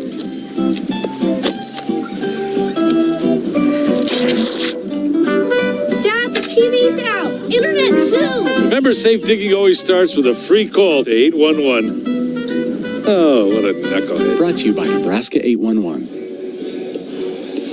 Nothing goes better with Husker sports than Fairbury. Fairbury premium quality hot dogs deliver the home game experience to your family and friends. Fairbury, the official hot dog of Husker Nation. Nick and I put that theory to the test again here today. A test that stands the tale of time. Crushed our first Fairbury hot dog of the year. And it was everything I'd hoped it'd be and some. It just definitely lived up to the bill. We got a new Maverick pitcher out in the game. It is Braden Curtis making his 4th appearance. 1-0 record, ERA of 3 even. 3 innings, 2 hits, a run. Walked 2, struck out 1. Opposition hitting 182 on Braden Curtis. So Nebraska will send up 9-1-2. Jeter Worthley will lead it off for the Huskers here in the third. Nebraska batted around in the first inning. Put it up 6 runs in the first, 1 in the second. Doing so in the tune of 6 hits. Clean game so far by both teams. Huskers out hitting the Mavericks 6-3. So Jeter Worthley, Mac Moyer, and Joshua Overbeek face Braden Curtis. As Ben mentioned, 4th pitcher used for the Mavericks in this game. Jeter Worthley hit by a pitch back in the first inning. He was a guy we were talking about in the pregame, too. Would love to see him get going, especially here at home. Had a decent start to the season as well. Out in Arizona. Got his first double, and he's hit again. So back-to-back plate appearances for Jeter Worthley. Reaches base, but not doing so necessarily comfortably. This one looked like it had a little more discomfort than the first one. I'm pretty sure hit equipment in the first inning. This one got him right there. It looked like in the upper arm. I chuckled right before his at-bat because the in-between inning clock had 9 seconds on it. Jeter rushed into the box. He was called out on a pitch clock violation on Sunday, and so he's doing his best to learn from it And then once the clock resets at 20, he's like exhaled a little bit. Yeah. Mac Moyer, what else is new? Has reached base, both plate appearances, 1 for 1, walked and a single. Looks at a first pitch outside. Curtis working from the stretch. Quick throw back over is Worthley underneath the tag. Mac Moyer seeing that batting average elevate. Puts one down the third base line, and he is safe. Worthley trying to advance to third, but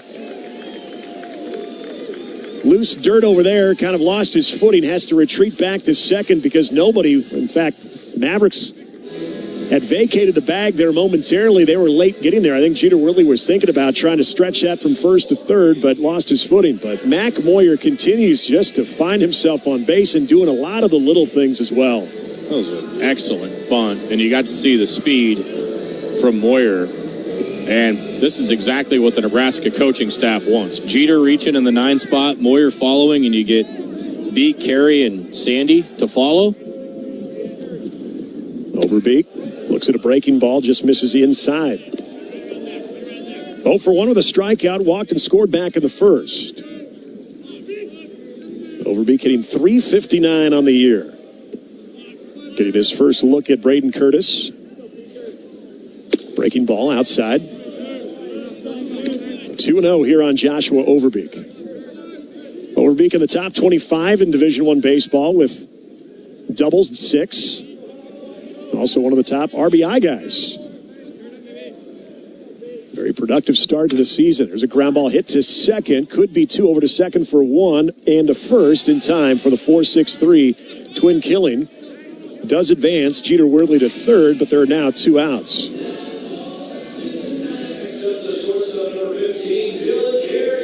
So that will bring up Dylan Carey trying to drive in. Jeter Worthley from third here with 2 away. Dylan Carey's had quite the start. 2 for 2. RBI double in the first. Singled and scored in the second. Pull side shift put on for the Huskers shortstop. Also getting his first look here at Braden Curtis. First pitch as he rips this one through the left side for a base hit. That'll score Jeter Worthley in Nebraska. Again, able to attack with 2 outs. And Dylan Carey now at 3 for 3 afternoon with 2 ribbies. Wasting no time. First pitch he sees. Fastball right over the heart of the plate. Just drove it right through the shift on the left side.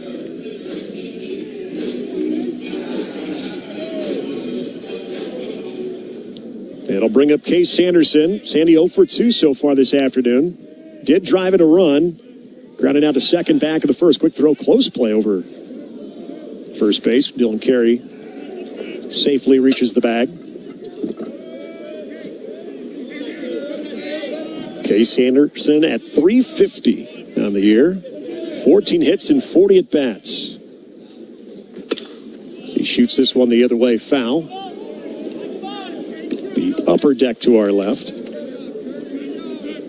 Just kind of a dank, overcast, cool day, but still a pretty darn good turnout for the Nebraska faithful here.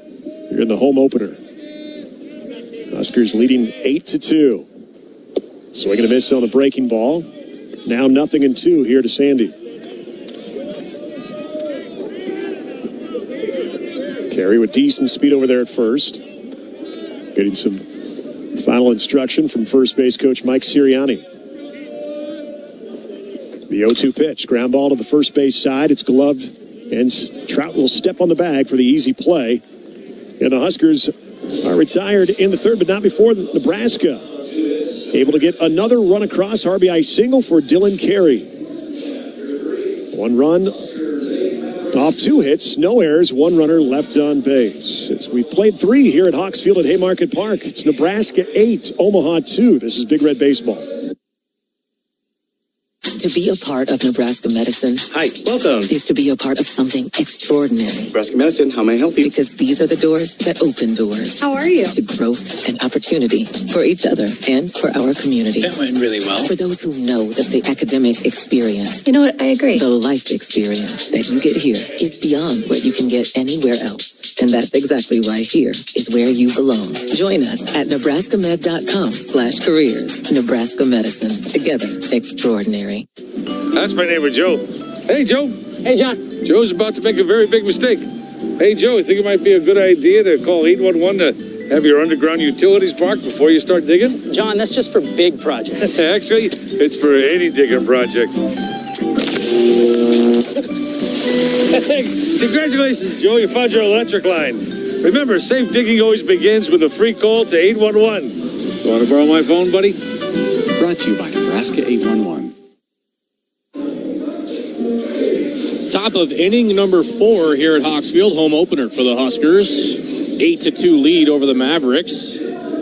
Chunk of that offense coming from Cole Kitchens today. 2 hits, a couple extra base hits, but none more loud than that 2-run homer. We're going to call that our Secure Care hit of the game.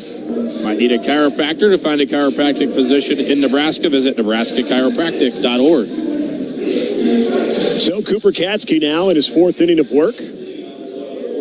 The major development in this game, he did not have to go to the bullpen in the last half inning to stay warm. And he will deal with hitters 4, 5, 6 for the Maverick lineup. Tyler Bishop, who had a 2-run blast back in the first inning to right center field. 1-for-1 afternoon. A righty-righty matchup. Cooper Katsky from the stretch. First offering, changeup in there for strike 1. Tyler Bishop entering today, a .250 hitter. Got his first home run of the season back in the first inning. The 0-1. This one's reached out to, put it up to left field, but right there coming in is Devin Nunez. A good little track to make that catch. Tyler Bishop having to reach out on the front side and sent that one to left field, but Devin Nunez showing some athleticism getting over there. 2 pitches, 1 out. Katsky was nearing the 25-pitch mark in that first inning. Here's Cardell Dick, the catcher for the Mavericks. Also 1-for-1 singled in the first. Breaking ball, chopped over to short. Dylan Carey has it off his foot there, and it goes into center field. And alertly covering second is Cooper Katsky. So a rare error by Dylan Carey. Moving to his right, just went right off the shoe. The old boot right there. It's not something we ever really say about Dylan Carey. No, and he's kind of caught in between. Do I backhand this? Do I try to get around it? Backhanding, for those that played infield, know it's a significantly tougher glove. So he tried to go with the easier glove on circling around it, but physically that's a lot more difficult to do to get around that ball. Quick throw to first. It's Cardell Dick under the tag. Yeah, Dylan Carey, I want to say we've taken for granted how good of a defensive player he is, but when he makes that rare mistake, and I mean rare, it's kind of an eye-opener. Here's Nick Riggs as he fouls this one off to the left out of play. Riggs started the game for the Mavericks on the mound. Will remain in the game as the DH. Couldn't get out of the first inning. Had a tough time locating the breaking ball, was spiking a bunch of pitches. Just could never get settled in. Struck out back in the first inning, 0-for-1 today. The 0-1 pitch, breaking ball inside, 1-1. So 1-on, 1-out here in the top of the 4th, with Nebraska leading 8-2. Huskers have played it a run every inning so far. And it was 2 runs for the Mavericks in the first. This one chopped foul off the leg, 1-2. You think about that left side of this infield, and really the corners between Case Sanderson, Joshua Overbeek, and then Dylan Carey over at short. When you think about this infield, it's a veteran infield. Jet Buck has played a lot of college baseball as well, but those 3 in particular, having played together as long as they have, one of the most veteran infields in all of college baseball. Here's the 1-2 pitch. Swing and a miss. Got him on the breaking ball. And there are 2 outs here in the top of the 4th. For Cooper Katsky, that's strikeout number 6. The Mavericks were able to get Katsky wobbling a bit in the first, but he has responded the way you'd want to see someone with a good lead, especially that 6th spot put up in the bottom of the first. Here's Drew Borner, the second baseman, 0 for 1 today. Runner at first. Right-handed hitter looks at a breaking ball right down the middle. Really feel like that infield will continue to be the strength of this team. We say that after Dylan Carey had the error. It was a rare one. It's off the plate with the fastball, 1-1. Joshua Overbeek has also been such a solid glove man over there. We saw a heck of a play that resulted into an infield base hit, but just the attempt and the ability to keep it out of the outfield and eliminate extra bases. 1-1 offering. Breaking ball is shot into right field, but waiting for it is Newhan. Moving to his left a bit, makes the catch for the 3rd out to retire the side. So no runs off, no hits, 1 error, and 1 runner left on base heading to the bottom of the 4th. Nebraska 8, Omaha 2 on the Huskers Radio Network. To be a part of Nebraska medicine. Hi, welcome. Is to be a part of something extraordinary. Nebraska medicine, how may I help you? Because these are the doors that open doors. How are you? To growth and opportunity for each other and for our community. That went really well. For those who know that the academic experience. You know what? I agree. The life experience that you get here is beyond what you can get anywhere else. And that's exactly why here is where you belong. Join us at nebraskamed.com/careers. Nebraska Medicine. Together, extraordinary. With Progressive's Name Your Price tool, you get coverage options based on how much you want to pay for car insurance. And then you decide how to spend the rest of your money because you're in charge. And right now, you're going to pay for groceries. But you decide what groceries. Just keep in mind you're running out of dishwashing soap. But you decide if you're going to buy that soap. Just those dishes won't clean themselves, will they? Remember, with Progressive's Name Your Price tool, we'll help you find coverage at a fair price. And then you're in charge. Progressive Casualty Insurance Company and affiliates. Not available in all states. Price and coverage match limited by state law. Let's pause 15 seconds for station identification on the Huskers Radio Network.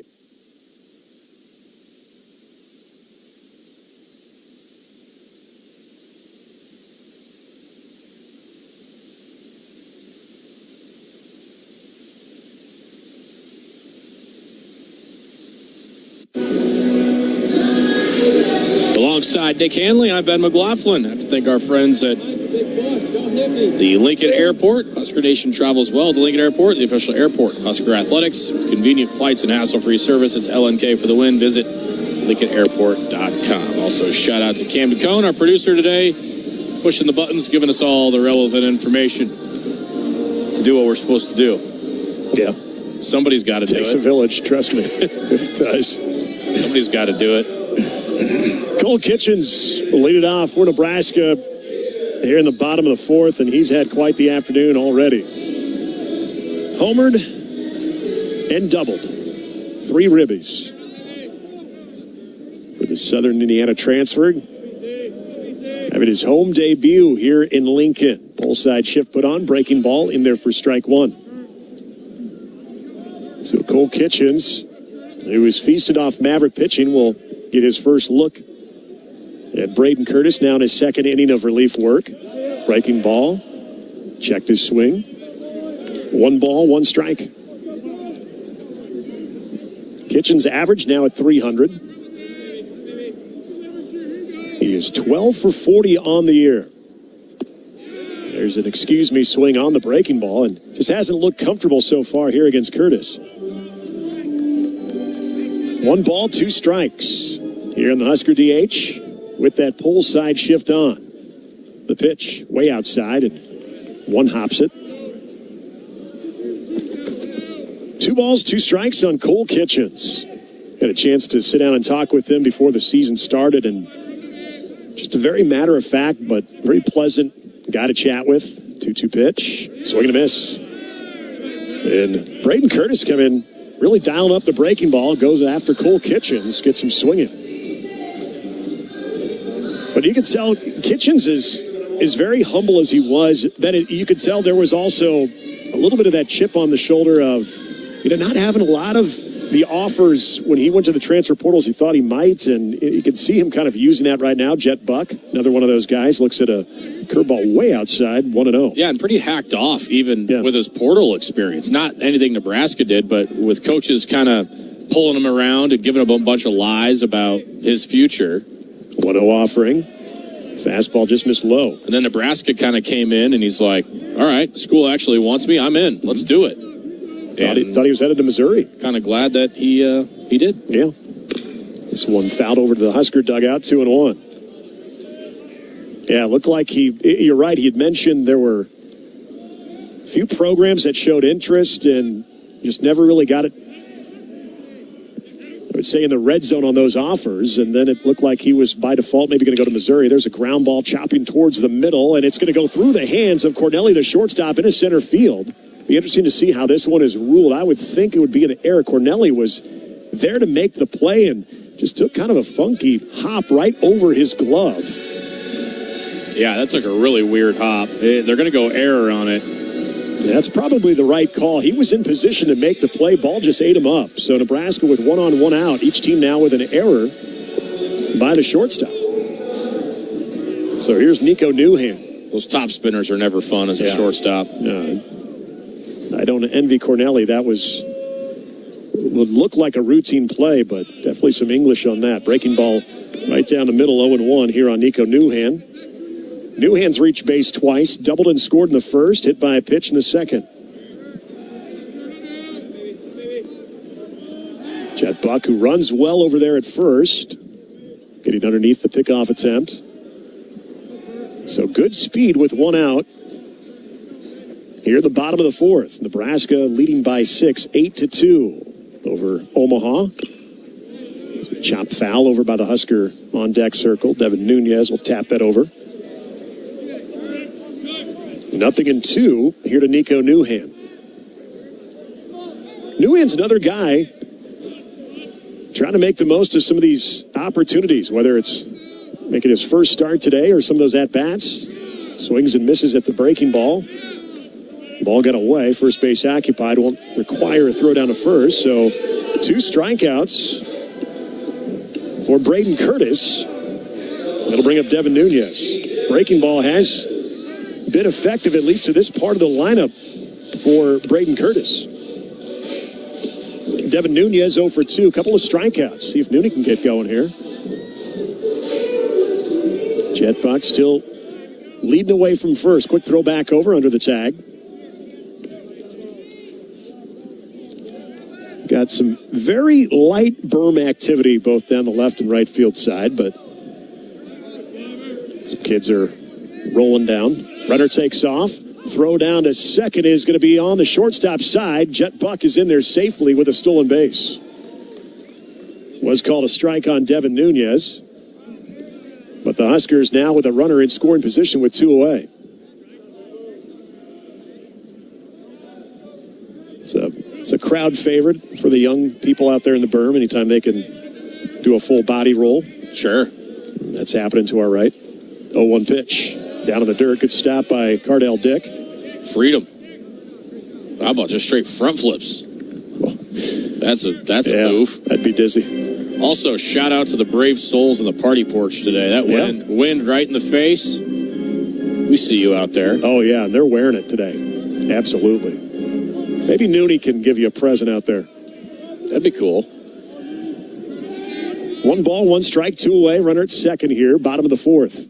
There's a ball hit well over through the right side. Actually snared there by Trout over to first. Great defensive play by Jackson Trout. Diving to his right. Keeping that from going out to right field. And they get Devin Nunez on a hard hit ball to retire the side.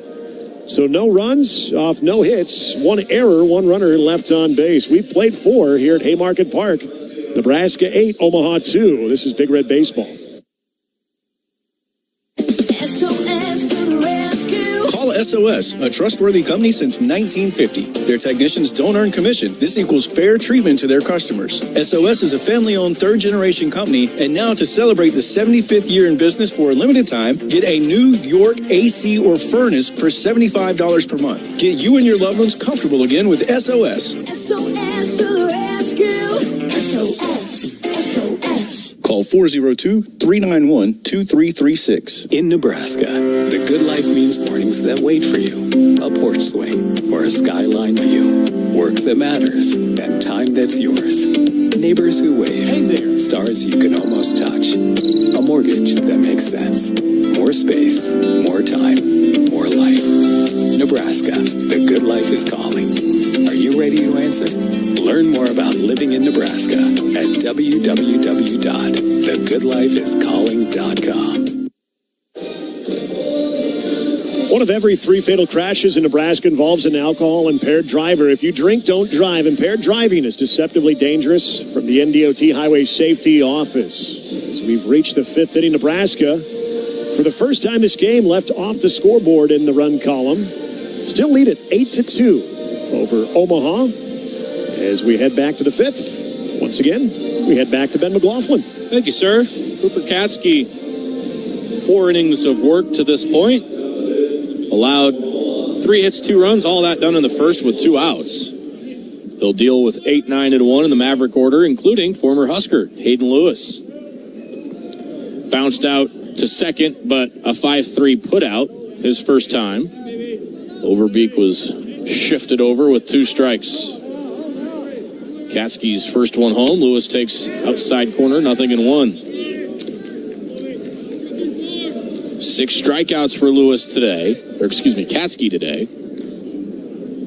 Bodies in that Husker bullpen, working behind 19. The 0-1 popped up, out of play off to our left. 64 pitches for Katsky. You heard coaches tell us in the pregame, going to go as long as he's effective. 0-2 on Lewis.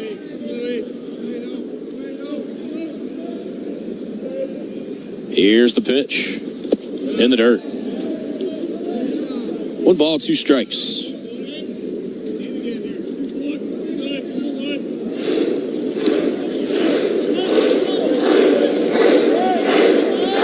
If you're wondering, career high in strikeouts for Katsky, 9. Came against Samford last year. Here's the 1-2. Breaking ball rolled off the front foot of Lewis, first base side. Count still 1-2. Katsky went through a stretch a season ago for Miami of Ohio, starting about this time of the year, where he didn't lose a start until that Knoxville regional.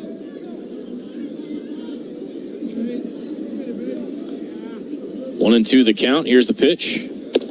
Busted him in. Fastball inside corner. Nice pitch there from Katsky. His 7th strikeout. One gone for the Mavericks here in the 5th. Katsky, looking at his numbers a season ago, 2 complete games. Both of those he allowed only 1 run. He was a workhorse for the Red Hawks last season, on his way to MAC Pitcher of the Year honors. Eli Horner stands in, takes down, ball 1.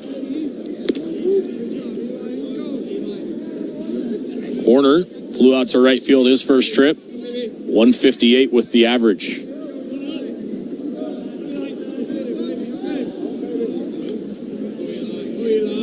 Coop ready to the pitch. Snaps in there. Strike 1. This is the only matchup this year between these two. Huskers, of course, has Creighton on the schedule for 3. The 1-1. Outside 2, and what a brutal start to the year for the Jays. They needed an extra inning rally in the state of Texas on Sunday to avoid 2 straight weekend sweeps. The 2-1 pitch. Just missed. Couldn't tell you where. Yeah.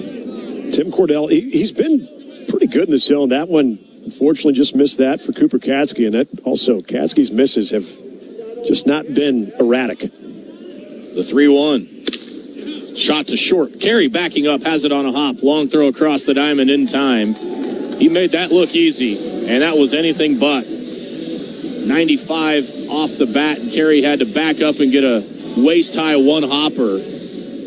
And throws a strike to Sanderson for the second out. It's not surprising, Ben, but that's a big play for Dylan Carey, who had one sort of play him in the previous inning. So he bounces right back, makes a tough play look routine, as he typically does.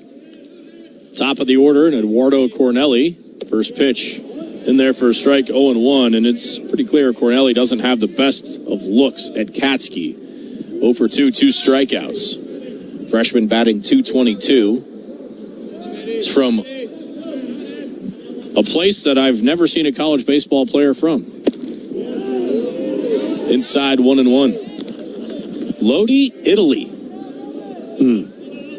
That's beautiful this time of year. Really? You got that in your pocket? Couldn't even tell you where that is. In the boot region. Swung through this one for 1-2. Nothing the old internet machine can't solve. Any guesses? Sounds like Northern Italy. Yeah, that's what I was just going to say. Northern Italy. You need to look and see. I haven't looked yet. All right. I was going to say that was my guess, and it was just a guess. This pitch just misses off of his back foot. We're right. Northern Italy. How about that?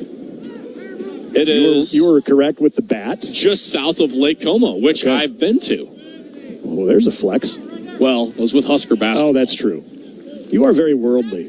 That's what they say. The 2-2. Swing and a miss. Cooper Katsky rings up another. That is number 8 in his Hawks Field debut. So for the Mavericks, no runs, no hits, no errors. Nobody left. More on my world travels after this on the Huskers Radio Network. It's not a job.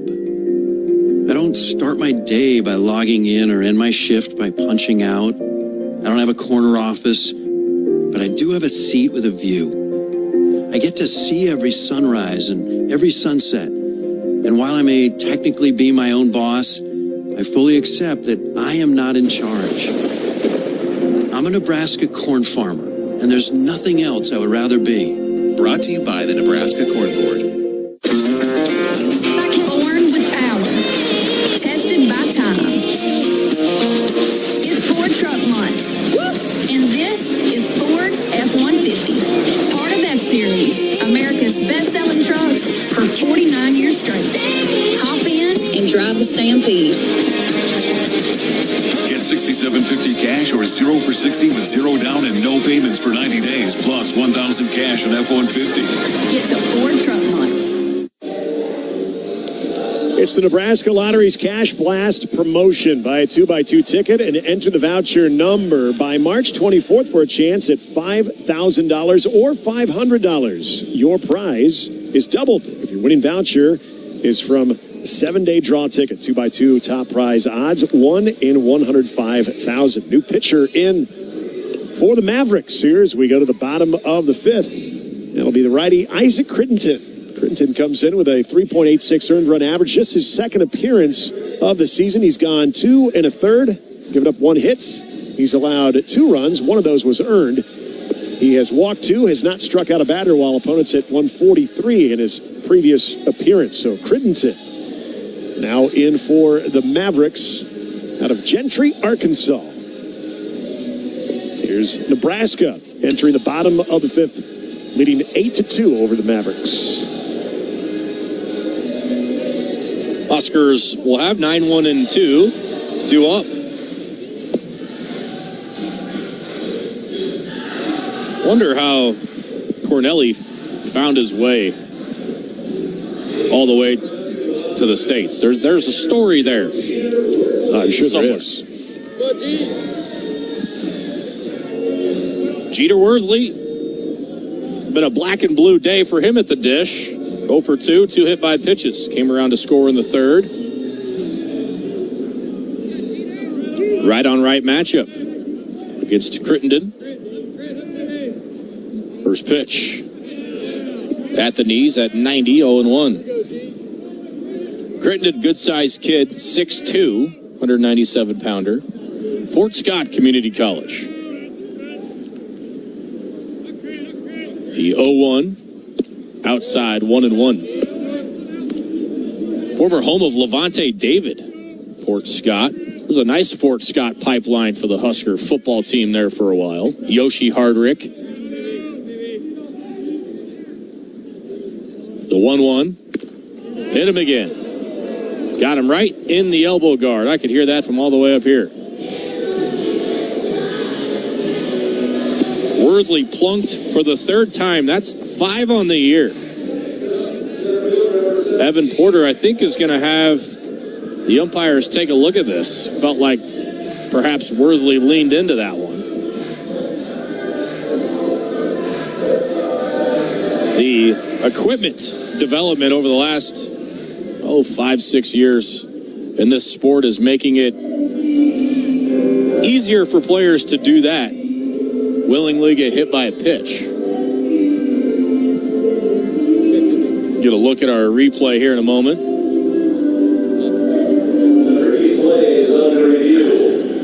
And Jeter might be getting called back here. It is close. There is a little bit of a flinch. They're going to say first base. All right. So it's incorrect on my end. I thought maybe Jeter coaxed that a little bit. The Huskers maybe got one there, stole a base runner, but you won't hear too much complaining from us up here. So 3 hit by pitches for Worthley, and now back to the top of the order for Mac Moyer. He's been wildly productive again today at the plate. He's reached base all 3 times, including a couple of singles. One of those drove home a pair of runs. First pitch on the way. Moyer takes a strike at the knees. 0-1. 8-2 Huskers. We play here in the bottom of the 5th. It was 6-2 Nebraska after an inning. Crittenden works from the stretch. The pitch. Breaking ball, slap to short. Might be 2. Second base 1. Relay throw to first is late. Moyer beats it out. Cornelli kind of got that up in the breadbasket, and in doing so, took a little bit more time getting it out of the glove to the second baseman, plus the speed of Moyer.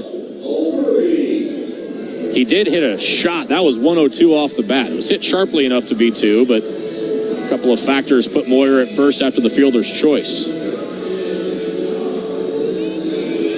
Overbeek, the hitter, 0 for 2 today. Walked and scored in the first. 1 on, 1 out for the Huskers in the 5th. Move over to first, chases back Moyer. Mack on the year, 1 out of 3 in stolen bases. He was caught twice trying to steal in Auburn.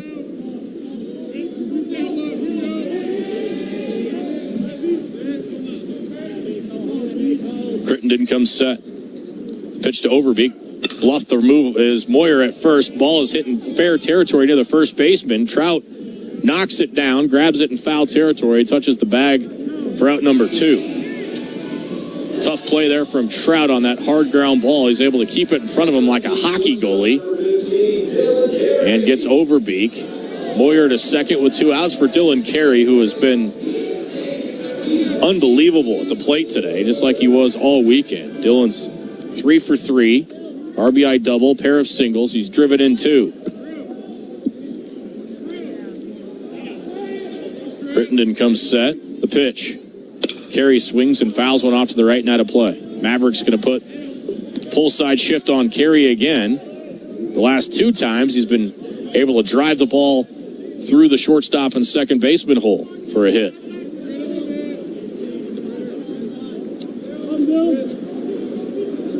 Moyer runs well at second. Crittenden comes set. And the 0-1. Carey swings and rolls one to third. A couple of hops. Zapay picks it up, throws to cross the diamond in time. Carey retired for the first time today, and the Huskers go quietly after the leadoff hit by pitch. No runs, no hits, no errors. They leave a runner. We're through 5 complete here at Hawks Field. Nebraska 8, Omaha 2. This is Big Red Baseball. Want a real home field advantage? Start with comfort you don't have to think about. John Henry's delivers reliable heating, cooling, plumbing, and electrical service with skilled service professionals ready to help. From strange sounds to weak airflow, flickering lights, or slow drains, we'll get your home back in the game. Proud to be an official partner of Husker Baseball. Make the easy call to John Henry's today. 435-5555. John Henry's coming. And electrical. Does your business need quick, competitive financing for heavy machinery, trucks, or other equipment? Currency is here to help. Whether you're financing construction equipment, farm equipment, trucks, trailers, or any other big-ticket item, Currency will automatically find the best rates. Currency facilitates loans for up to $500,000 with repayment terms up to 72 months. It's fast, easy, and free to use. Visit GoCurrency.com and apply today.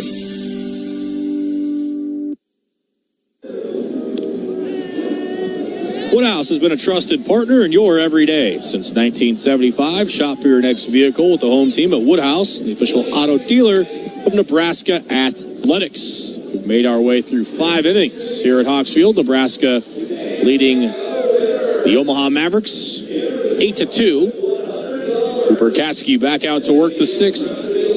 And back into work for us is Nick Hanley. Yeah, the strikeout numbers are not nearly the same as Cooper Katsky, but I'll do my best. What do you mean? It's just a ho-hum 8 strikeout day for 19. He's looked good, hasn't he? He has. And again, if you're tuning in, it was the first inning where Omaha was able to get a 2-spot on him, a 2-run homer by Tyler Bishop. But since then, Cooper Katsky's been all business, and he had to work around some lengthy Nebraska offensive innings where he was in the bullpen back-to-back innings trying to stay warm, and has been able to pound the strike zone and will look to do so. Facing hitters 2, 3, 4, breaking ball right in there on Henry Zappe, 0-1. Zappe 0 for 2, a couple of strikeouts today. Getting from the left side. The pitch, swing and a miss, fanned at the breaking ball again. 0-2. And that's what Cooper Katsky's displayed this afternoon. The fastball has been located well. We've seen the changeup and the slider, all effective. Slight shift to the right side, pole side. And there's, again, just flailing at that breaking ball. Going to be tagged out by Jeter Worthley as it got away from him momentarily. There is strikeout number 9 for Cooper Katsky. Katsky continuing to deal, as that ties a career-high 9 strikeouts for the Huskers starting righty. It'll bring up Jackson Trout, leading hitter for this Maverick lineup. 1 for 2, couple hard-hit balls. Lined out to center back of the 3rd. Just got a piece of this one off the mask of Worthley. How often do you see a catcher just chase down the base runner? I mean, most of them are just like, I'll throw over there. Jeter's like, no. Nope. I'm going to run you down. Jeter Worthley is... with gear on. And his athleticism, we've seen it a lot. I mean, he's very springy back there. 0-1 pitch, breaking ball, and a beauty. Continues to locate that, especially on the right-handed hitters working in on the plate. 0-2 to Jackson Trout. Katsky working on the first base side of the rubber. The 0-2, breaking ball. Tied him up, fouls it down the third baseline. Usually a pretty good recipe when your starting pitcher works with the top 2 hitters in the order, and they're combined 0 for 6 with 6 Ks. That'll run. 0-2 with 1 out here at the top of the 6th, the pitch. That shot the other way, foul off to our right. Jackson Trout trying to waste a few pitches here. Cooper Katsky, pitch count from a pitch count standpoint, not in really terrible shape. It had a 25-pitch first inning. Is really been economical since. The 0-2 pitch. Try to get him chased low. Lays off 1-2. Huskers do have Chase Olson warming in that left field bullpen. 1 ball, 2 strikes. Here on the 3-hole hitter for Omaha. The pitch. Tried to get that breaking ball on the outside corner. Buried it a bit. Now 2-2. Jackson Trout's going to be a problem in the Summit League. I mean, his knowledge of the strike zone today has been very good. Yeah, good size. Off to a good start entering this game. 385 entry. Breaking ball just missed low. Tough one to lay off. That's what I'm talking about. That's 2 straight changeups just below the knees that he spit on. Frustrating as a pitcher. Yeah, we'll see what Cooper Katsky comes with here. This is where he's trying to work back in on the hands of right-handed hitters. Let's see if he does. Set of the belt, the payoff pitch. There's a little slow tapper down the third baseline. Katsky going to glove it himself. Fires over to first, not in time. Just a tough play for either Overbeek or Katsky to try to defend. A swinging bunt gets Jackson Trout on for the second time. So Trout now with 2 hits have not left the infield. So 1 on, 1 out here in the top of the 6th. And a great pitch there by Cooper Katsky. First hit for the Mavericks since the first inning. Decided to work the outer half of the plate and got Jackson Trout to really induce weak contact, but just in no man's land. Ooh. Wow. Close. That was very close. Ty Horn's got a good right-handed pickoff move, but Cooper Katsky saying he might have something to say about that. Set of the belt, first offering. Foul down the third baseline off Tyler Bishop. Bishop with the biggest offensive strike for the Mavericks in this game. Had the 2-run homer in the first. 1 for 2 on the afternoon.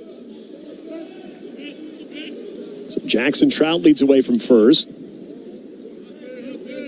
Decent lead over there. Katsky set at the belt. The pitch. Breaking ball over to second base. Jet Buck gloves it. And is having trouble, all kinds of trouble fielding it. I think he was initially thinking about going to second and then knew his only play would be at first. And while he's trying to reach for the baseball, just could not successfully locate it. And that's a tough error there as Cooper Katsky almost had a 4-6-3 opportunity. So good pitch, got the ground ball he wanted. Unfortunately for Jet, that's the second one in as many games. That could have been a double play. The one against Auburn really snowballed on him. He's hurried himself a bit. Yeah, that's exactly what it was. So now here's Cardell Dick, the catcher, swings and misses at the off speed. Katsky's going to have to pitch himself out of this, Nick. A swinging bunt and an error. Yeah. You're not grabbing barrels at all. Inducing weak contact, but runners at first and second with 1 out. Here's a breaking ball on the inside corner. Elevated that one. And 0-2 here to Cardell Dick. This is where you look at that experience of Cooper Katsky. This is nothing he hasn't seen before. Here's the 0-2. Breaking ball on the inner half, called strike 3.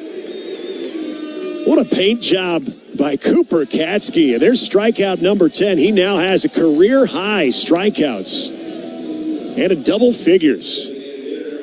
That was disgusting. That fooled Cardell Dick badly, and he knew it. I mean, he just couldn't. One of those as a hitter, you just can't get the bat off your shoulder. So runners at first and second now, 2 away for left-handed hitting Nick Riggs. Started this game as the pitcher. Since now the DH. Breaking ball, and that's swung on and belted into center field.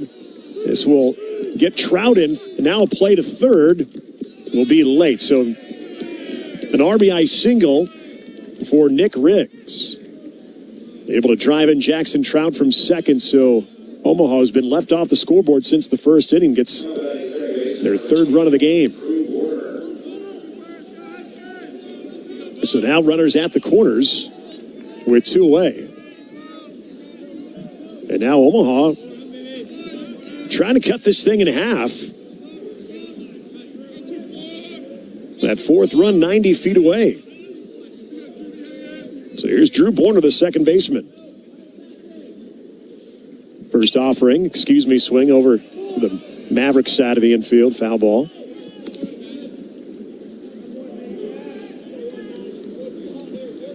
So really the only hard hit ball of the inning comes with runners at first and second and 2 away. Nick Riggs able to drive in the 3rd run for Omaha.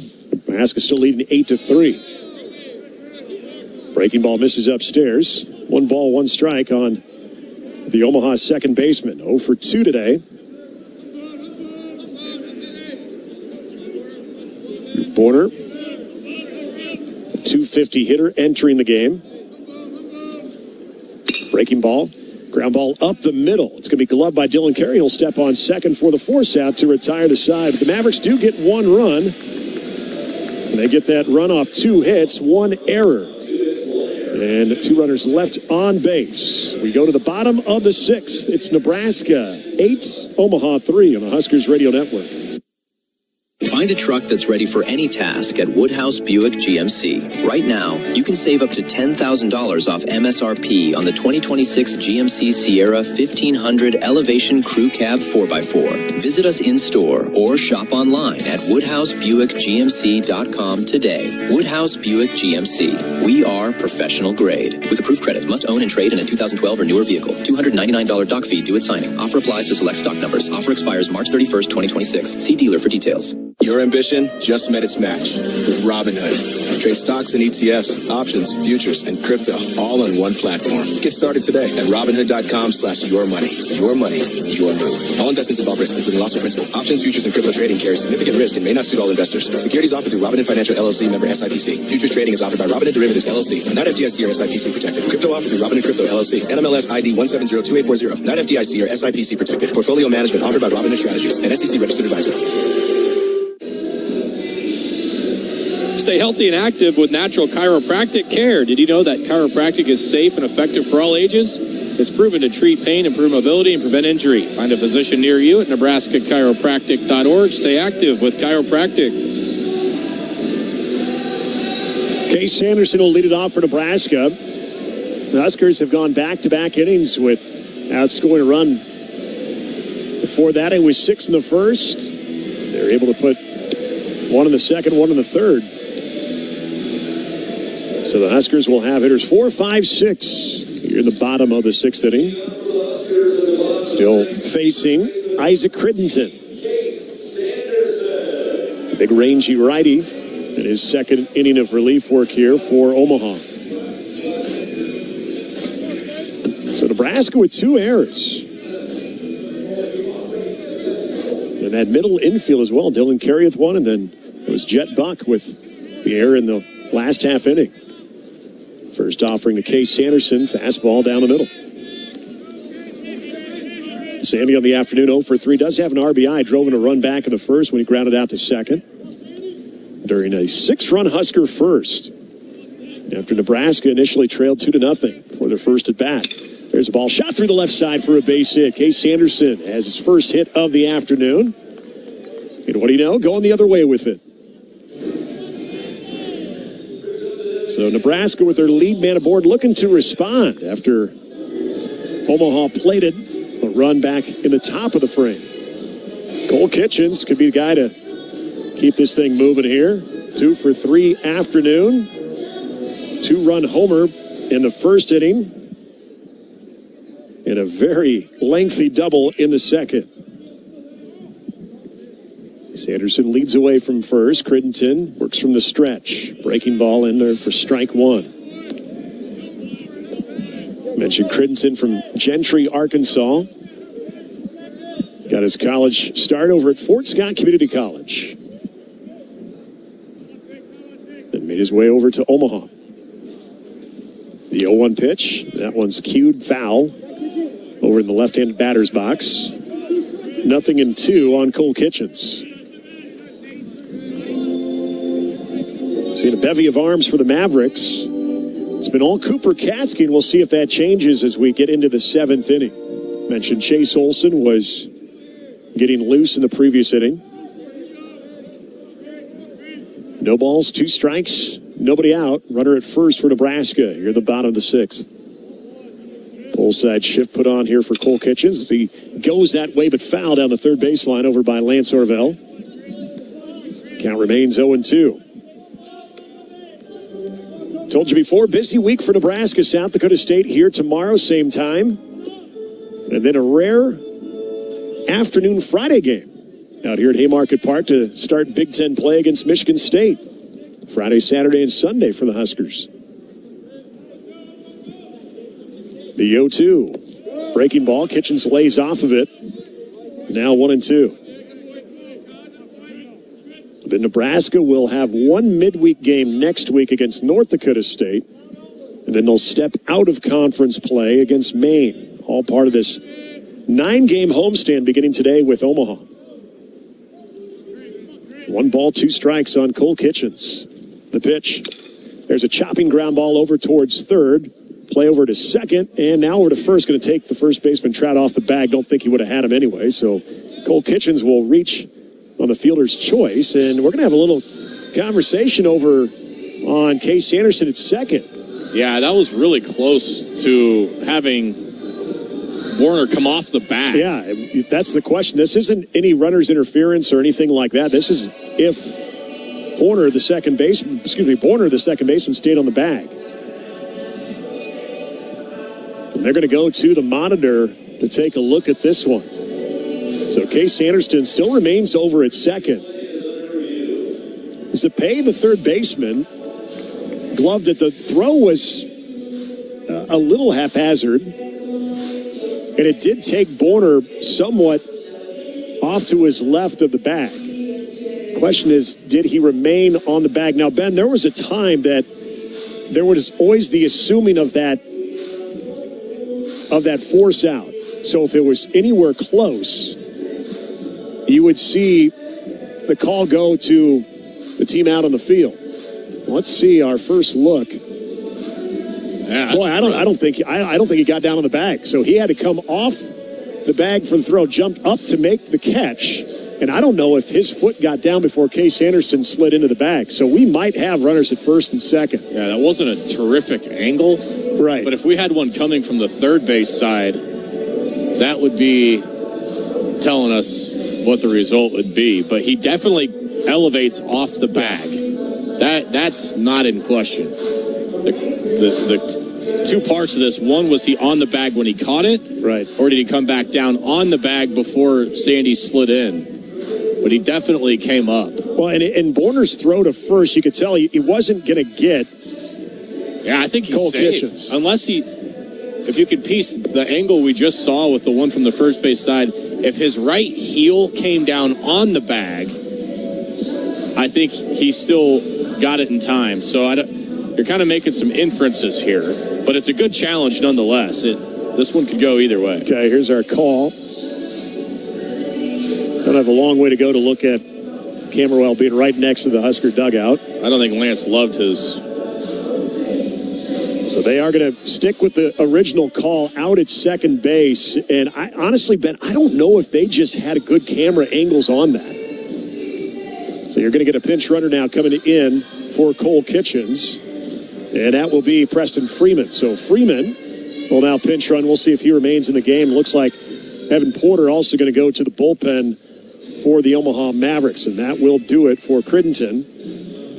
And we'll have a Nebraska soybean pitching change. The Nebraska Farm Facts, soy-based biodiesel is good for our air, environment, and Nebraska economy. Look for it where you fill up next. We'll tell you about the new pitcher in this game for Omaha when we return here on the Huskers Radio Network. That's my neighbor, Joe. Hey, Joe. Hey, John. Joe's about to make a big mistake. Hey, Joe, think it might be a good idea to call 811 to have the utilities marked before you start digging? I'm not digging very deep. It's no big deal. No big deal.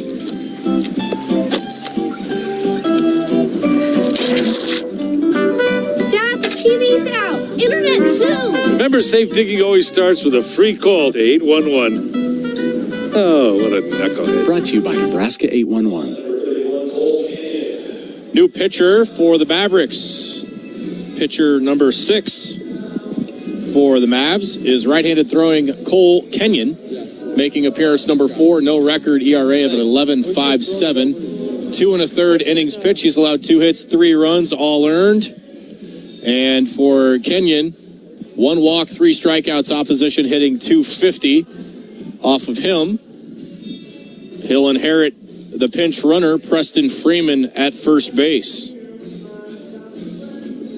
Yeah, going back to that replay, Ben, I don't know if they had the angle. Because in real time, it looked like, yep, they probably got down in time. They got the foot down. Borner did. But then when you looked at it, it's actually hard to imagine that he did. But the angles were so choppy. So I just don't think there was enough there for them to overturn it due to maybe lack of camera angles on it. So as Ben mentioned, Freeman in for Cole Kitchens over at first base with 1 out. Case Anderson retired on the fielder's choice.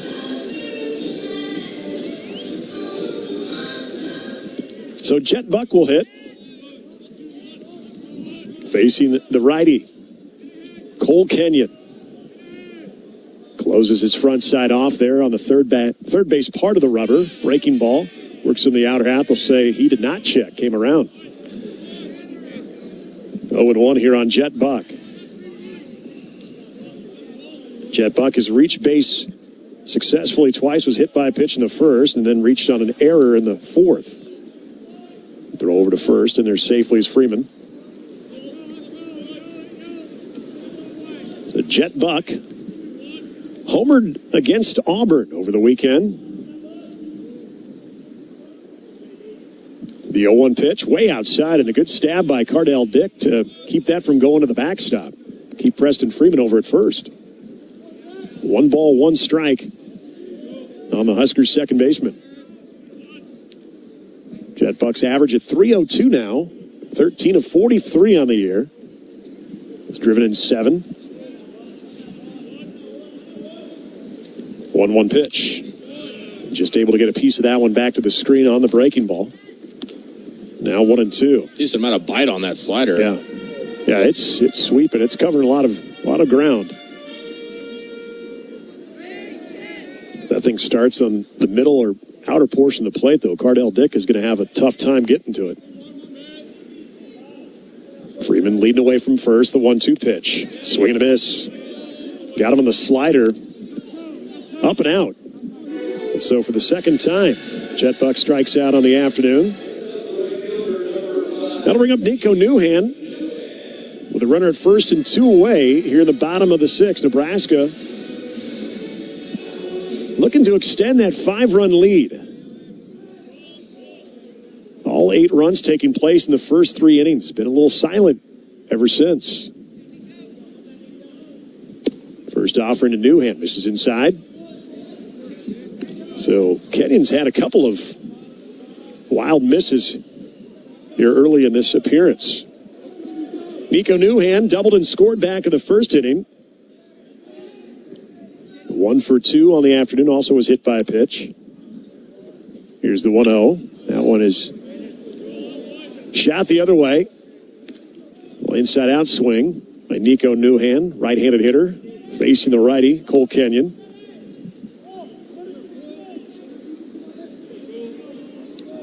Freeman leads away from first with a good lead over there.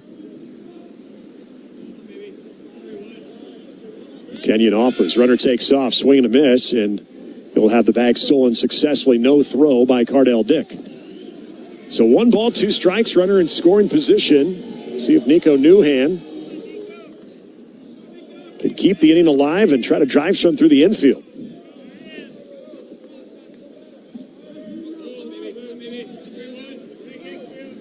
Kenyon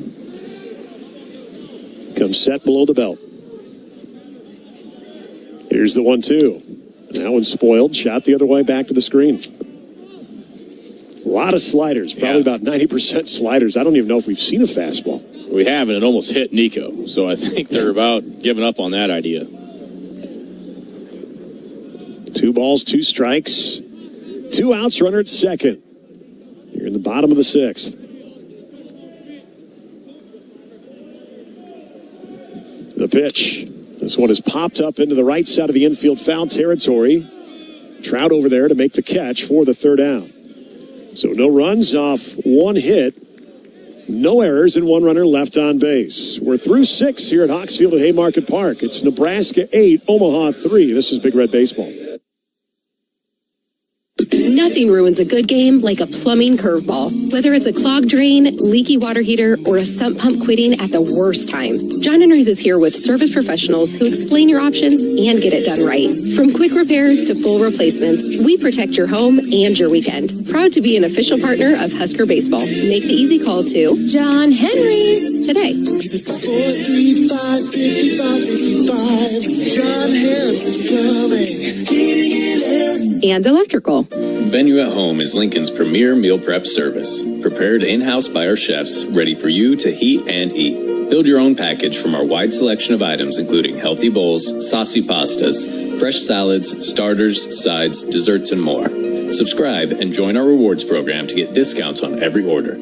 Get your order delivered in Lincoln and surrounding towns, or pick it up at our Venue at Home storefront. Order today at our brand new website, venueathome.net. That's venueathome.net. Alongside Nick Hanley, Ben McLaughlin with you. Camden Cohn in our Acres Broadcast Center, Nebraska's premier John Deere dealer, Acres Solutions for every field. Huskers going to the bullpen after 6 sparkling innings from Cooper Katsky. Quality start. 6 innings, 5 hits, 3 runs, 2 earned. Probably the most important number for all Husker fans if they've followed recently. No walks. 10 strikeouts, a career high for Katsky on 97 pitches. New hurler is left-handed throwing Chase Olson. Chase making appearance number 4, 1-0 record. He's thrown 3 innings, 3 hits, no runs, walked 1, struck out 3. First appearance out of the Husker bullpen here today, and a new second baseman for the Huskers as well. Rhett Stokes into the game to be paired up the middle with Dylan Carey. Nebraska leading 8-3 as we start the 7th inning. Chase Olson has been one of those bright spots out of the bullpen for really much of the early season here. A guy that is a 3-to-1 strikeout to walk ratio, yet to allow a run. And a guy that just, you love the tempo he works with. Gets it and just goes. But not to the point that he's missing his spots. He's a strike thrower. And so he will face the bottom of the lineup, 8-9-1 here for Omaha on the top of the 7th. Omaha was able to get back on the scoreboard in the 6th.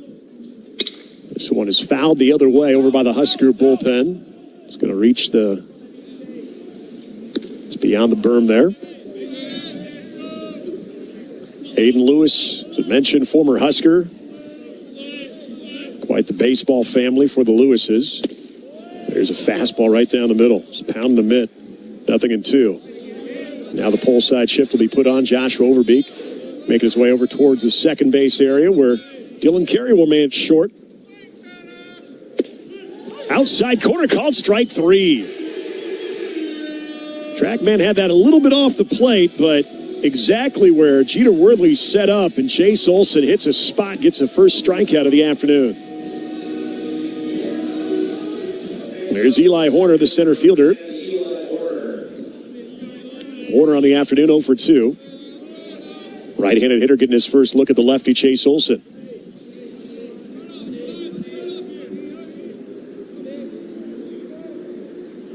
First offering from Chase. This one caught looked like his back foot.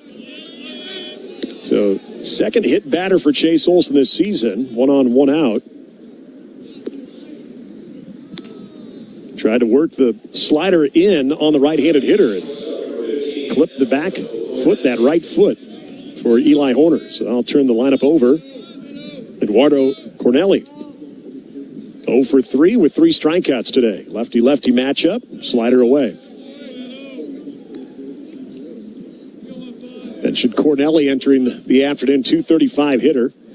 Seeing that average dip just a bit. The 0 for 3 afternoon. There's a fastball through the left side. That is going to be in there for a base hit.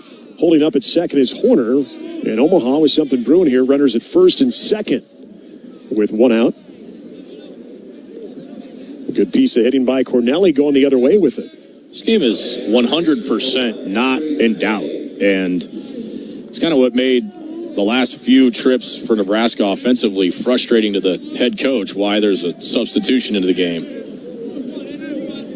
Now for Chase Olson trying to get the ground ball. Another lefty-lefty matchup. Here's Henry Zapay, experienced hitter for this Omaha Maverick lineup. Looks at a changeup upstairs. So Horner from second, Cornelli from first with 1 out. The 1-0. That one shot up the middle for a base hit. Coming around third and scoring is going to be Horner. And so now Omaha has cut into that lead even further. It's now 8-4 in favor of Nebraska. Ryan Harrahill starting to get hot. And the Mavericks are just glad Katsky's out of the game. Yep. No more so than Cornelli and Zapay. Yep. Up there swinging away early in the count. Just happy to see a different arm angle. And it's resulted in a couple of singles. Yeah, as you pointed out, up until those last at-bats, 0 for 6. And Rob Childers going to come out and talk with Chase Olson. 0 for 6 with 6 strikeouts. Then they go back-to-back singles, RBI single for Henry Zapay. And it is now 8-4 in favor of the Huskers. That's going to do it. As Rob Childers will make the call, be a Nebraska 811 pitching change. Contact 811 2 days before you dig to protect your underground utilities and yourself. It's free, it's easy, it's the law.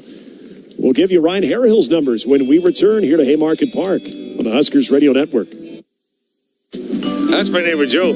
Hey, Joe. Hey, John. Joe's about to make a very big mistake.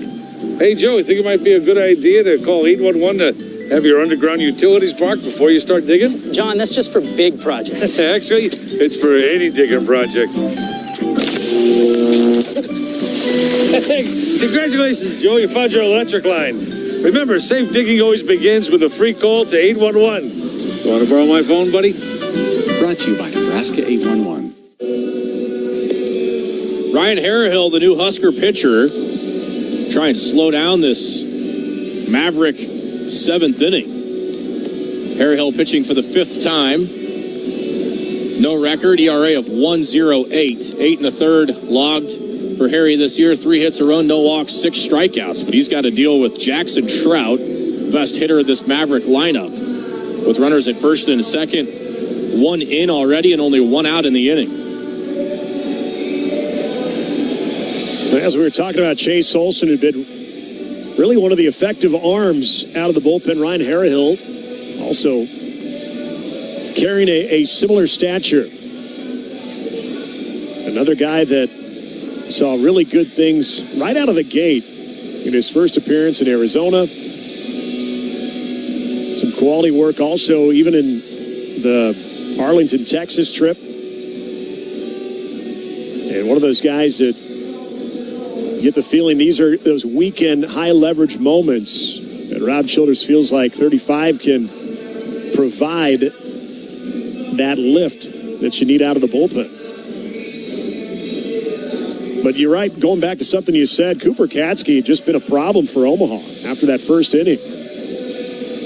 Omaha with some new life here, though, with runners at first and second, 1 already across here in the top of the 7th. And now you're really going through the heart of the order. Jackson Trout, very dangerous hitter for the Mavericks with runners at first and second. Cornelli at second, Zapay at first.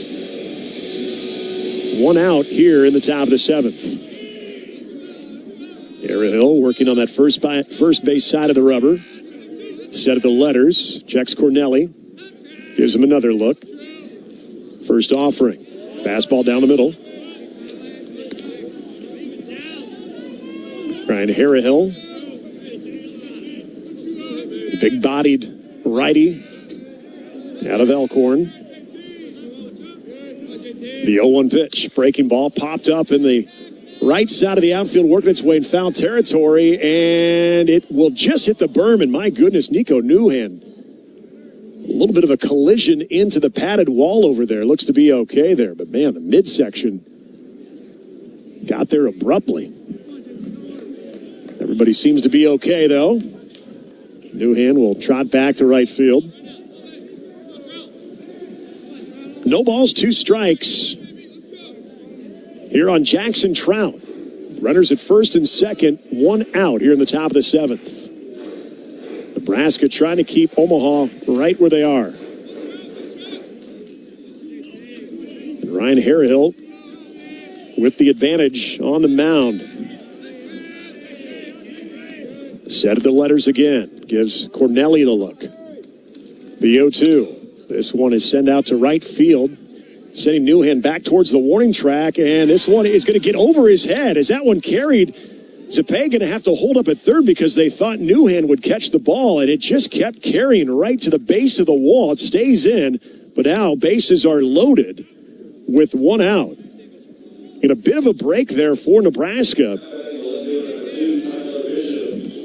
Again, as Cornelli and Zapay had to hold up because the ball was in the air and playable for Newhan. It just kept tailing away from him. So now bases loaded. Trout at first, Zapay at second, Cornelli at third. A very long single, and here is Tyler Bishop, who homered in the first. First pitch, fastball just misses off the plate. And all of a sudden, this thing has gotten very interesting. Ryan Harrihill trying to dig in. Also, a ground ball away from getting out of this thing. The 1-0 pitch. Missed inside. It's now 2-0. Harrihill going to have to attack the strike zone here. Case Sanderson playing in on the grass over at first base. Harrihill comes set of the letters. The pitch. This ball is lined right to second base for the double play. Rhett Stokes catches it on a line, flips to Dylan Carey. And crisis averted for the Huskers in the top of the 7th. The ball that was hit 104 off the barrel of Tyler Bishop, but right to Rhett Stokes at second. And quickly flips over to Dylan Carey to complete the L4-6 double play, and that could not have come at a better time. Omaha plates 1 run. They do so off 3 hits, no errors. 2 runners left on base. Stretch time here at Haymarket Park. And breathe a bit of a sigh of relief here at the ballpark. It's Nebraska 8, Omaha 4 on the Huskers Radio Network. Did you get us switched over to shelter insurance? Actually, I found a deal online. You did? Does your deal come with award-winning customer service? Oh, I'm not sure. Does the deal include a local agent? Doesn't actually say. Can we create a customized plan that fits our needs? Let's just call the local shelter agent. For insurance that fits just right, find a shelter agent near you. See shelter agents Reed Duvall, Natalie Kerr, or Mike Shefford in Lincoln today. Being a Nebraska fan doesn't stop when the game ends. It's every day, all day, home or away. This is Kyle Crooks, the voice of the Huskers, telling you to level up with the new Husker Visa debit card, free with any FNBO checking account. Be one who lives it, one who proves it. Every time you pay with the Husker Visa debit card, only at FNBO, the bank of Husker Nation. Get yours today at FNBO.com/Huskers. One for the fans, one for you. Member FDIC. Let's pause 15 seconds for station identification on the Huskers Radio Network.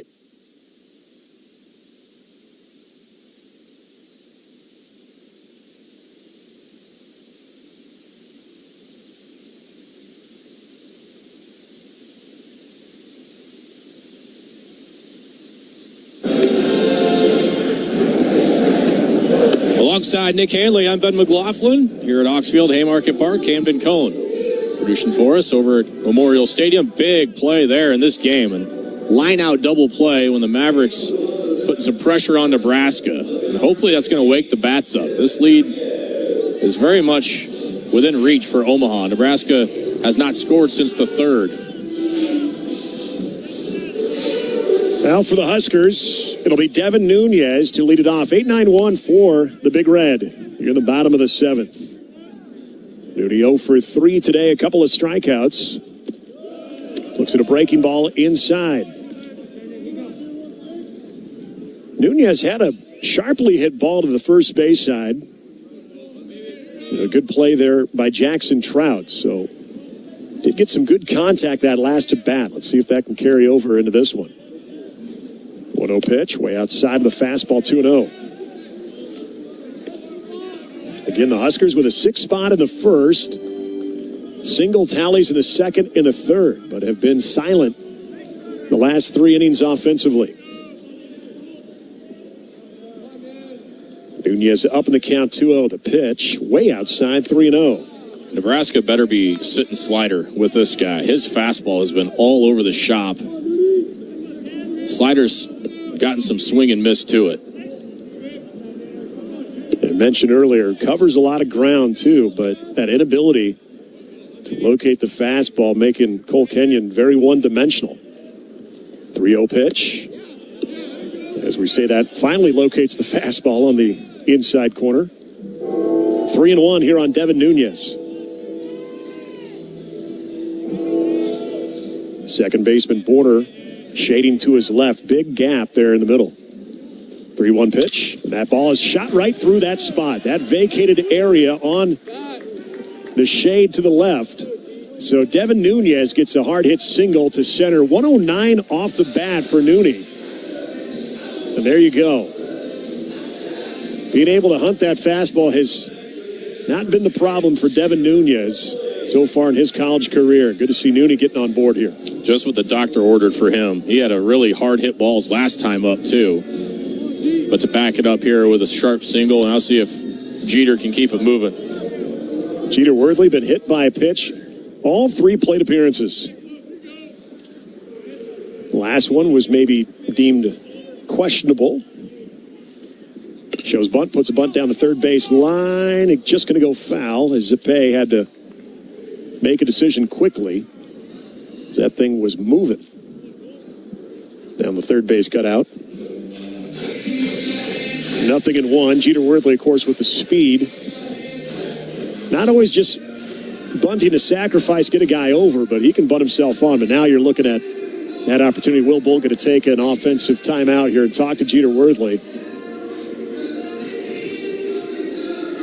It's one of those situations, again, if they are going the same route here, probably having that conversation of just getting it on the left side of the infield, but don't necessarily have to see this thing sharply down the third base line to get yourself on.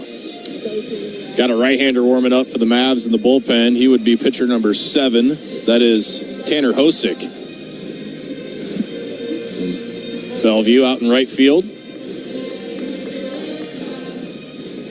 Mavericks used several arms today trying to piece this thing together. Conference is over. 0-1 here on Jeter Worthley. Nobody out. Good speed over at first with Devin Nunez leading away. Kenyon with the slider pulls back. 1 ball, 1 strike.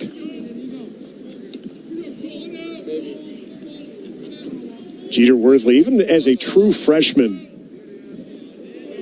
a lot of confidence there. There's baseball IQ that's very much present. Square around, runner takes off and then slashes that one, and that came in on the hands. And that, especially with the weather, that is going to have a little vibration sting the hands. I'm just glad it didn't hit a finger, because that is almost a guaranteed break on those little bones.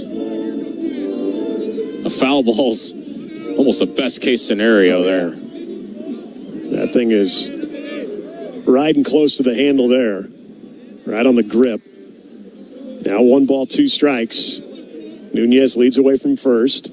Slider called strike 3, and that's perfectly located by Cole Kenyon. And a missed opportunity there for Nebraska to get Devin Nunez in scoring position in the situation. That'll bring us to the top of the order for Nebraska. Mac Moyer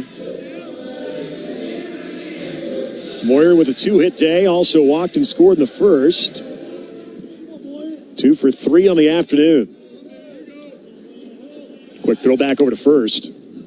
Nunez in there under the tag. Mac Moyer also with plus speed out of the left-handed batter's box.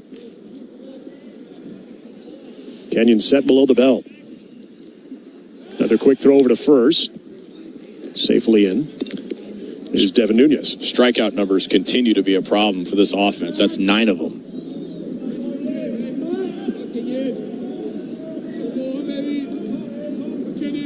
Mac Moyer inches in. First offering from Kenyon. Slider in the dirt. Now Devin Nunez is going to read the dirt ball, sliding into second, and he's in there safely.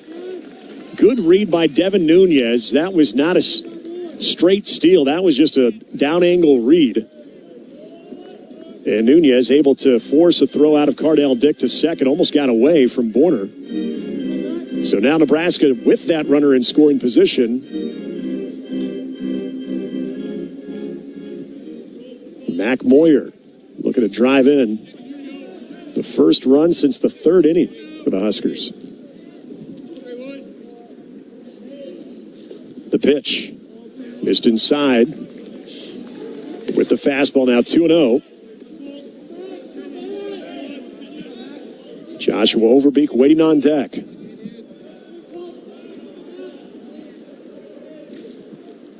Cornelli working behind Nunez over at short. Now retreats back. This one gets away from Cardell Dick to the screen. That'll advance Devin Nunez 90 feet. And so Nunez at third with less than 2 outs. And Moyer way up in the count, 3-0. This is where, you're going to see Omaha bring in the infield, trying to cut down the runner from third. Talked about this a few times throughout the season. This is that fun time to hit if you are Mac Moyer in this situation. Drawn in infield, you've got the count leverage.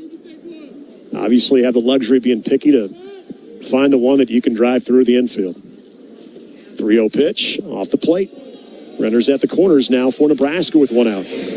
Kid just reaches base time and time again, doesn't he? Yes, he does. Keep the line moving. So that'll bring up Joshua Overbeek. Really the thump of this lineup is what Cole Kenyon will have to deal with. Devin Nunez at third, Mac Moyer at first. Great speed of that open bag over at second. Working against a righty. Joshua Overbeek now digs into the left-handed batter's box. Beek looking for his first hit of the afternoon. A better time than the present. First offering. Breaking ball. Misses off the plate.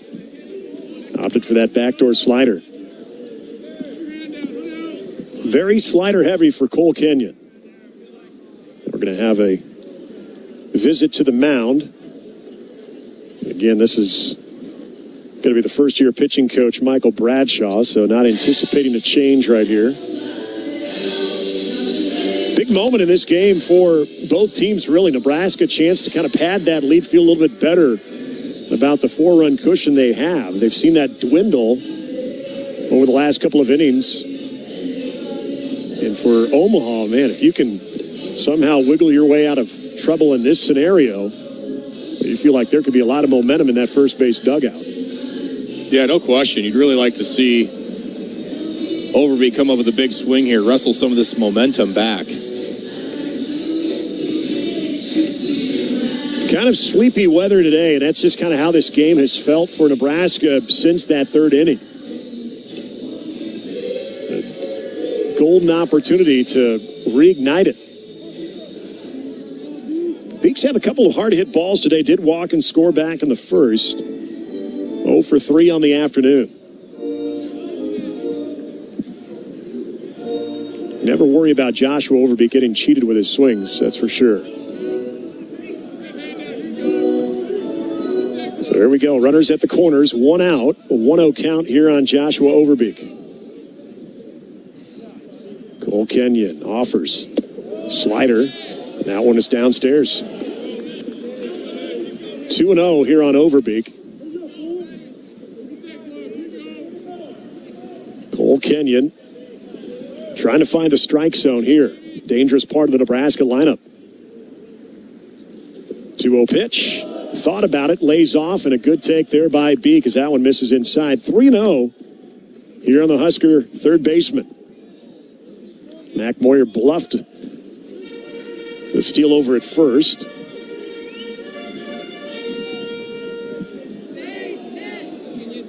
Kenyon set at the belt. Quick throw over to first. Moyer under the tag. If you got a take on Overbeek, the lead from Moyer should be microscopic. Absolutely.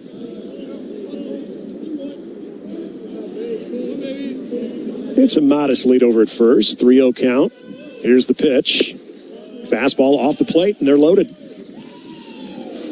So Dylan Carey, who has been swinging a hot bat this afternoon, will hit with bases loaded, 1 out. But he will see another UNO pitcher. Nebraska 811 pitching change. Contact 811 2 days before you dig to protect your underground utilities and yourself. It's free, it's easy, it's the law. We'll tell you about the new Maverick pitcher when we return here to Haymarket Park on the Huskers Radio Network. That's my neighbor Joe. Hey, Joe. Hey, John. Joe's about to make a big mistake. Hey, Joe, think it might be a good idea to call 811 to have the utilities marked before you start digging? I'm not digging very deep. It's no big deal. No big deal.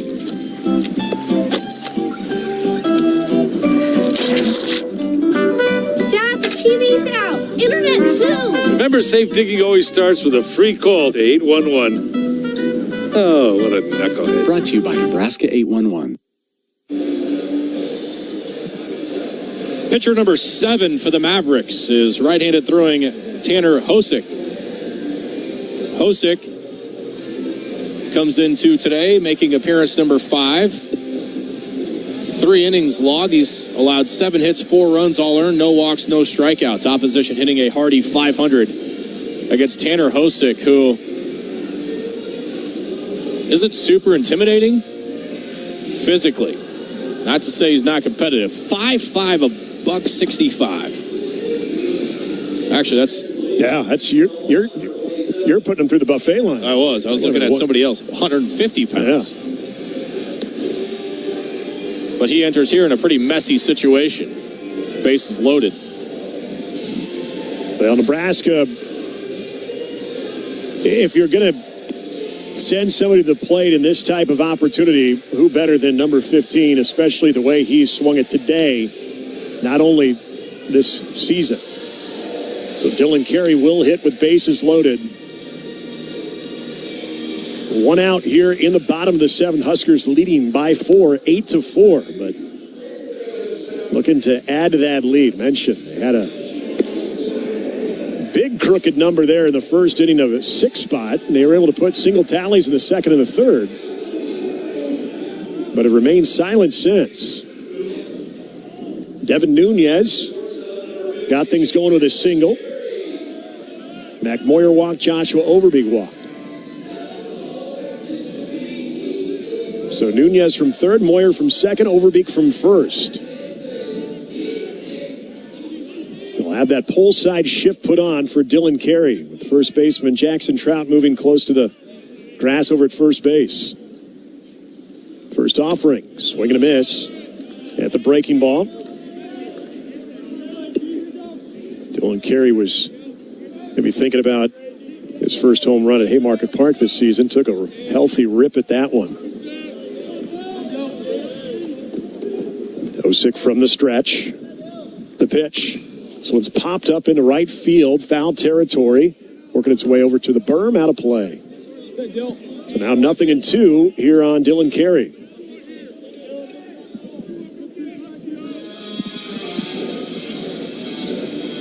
Dylan Carey. Again, hitting .469 on the season. He's tied for number 4 all time with doubles with Alex Gordon, getting a double earlier today. The 0-2. Breaking ball. Laid off of it. But that was close. Big appeal down to first base. First base umpire Clint Wheeler saying Carey checked. So now 1 ball, 2 strikes.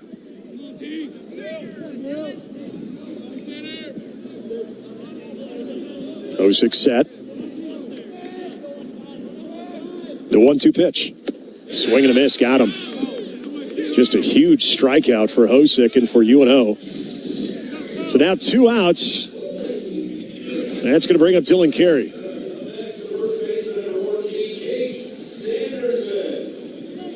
Case Anderson got his first hit of the afternoon, his last at bat back in the 6th.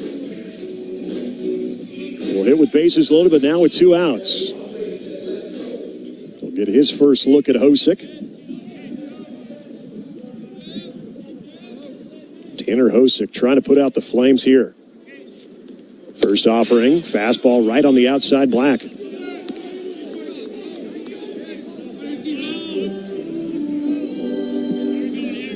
Sanderson, 357 on the season. 1 for 4 on the afternoon. Here's the pitch. That one's sent the other way, but fouled on the left field side over by the Husker bullpen. Now 0-2 to Case Sanderson.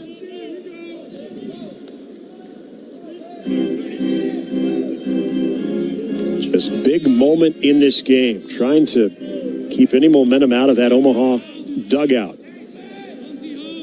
Case going to have to put up a battle here. The 0-2 off the plate. 1 ball, 2 strikes. Nunez 90 feet away. If one would get by Cardell Dick.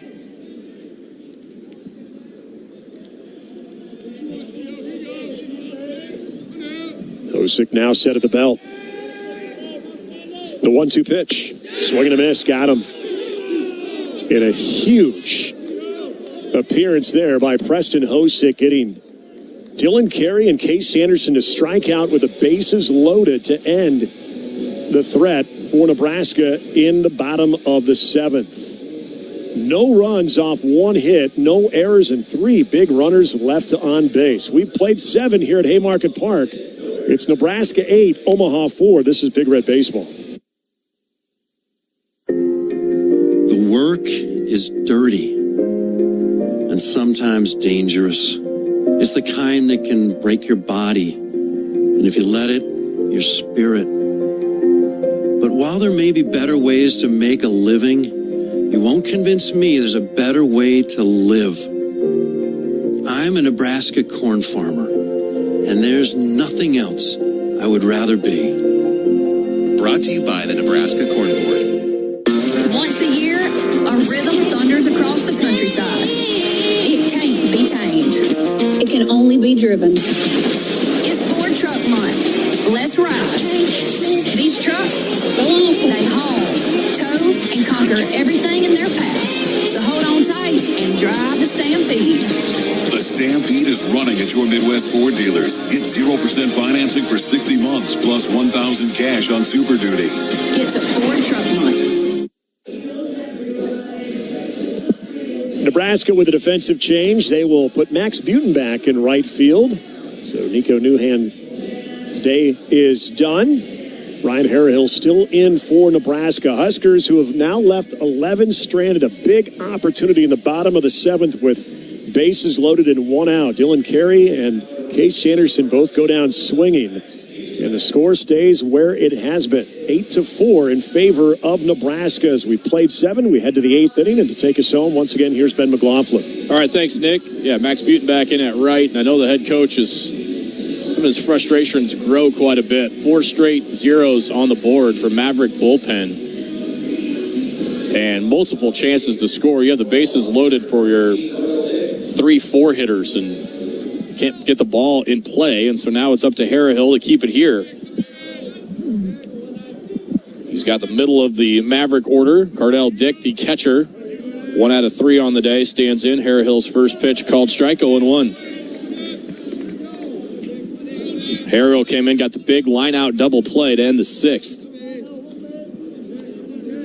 8-4. Nebraska on top. We're in the 8th. This one misses off the glove of Worthley outside. To the backstop, 1-1.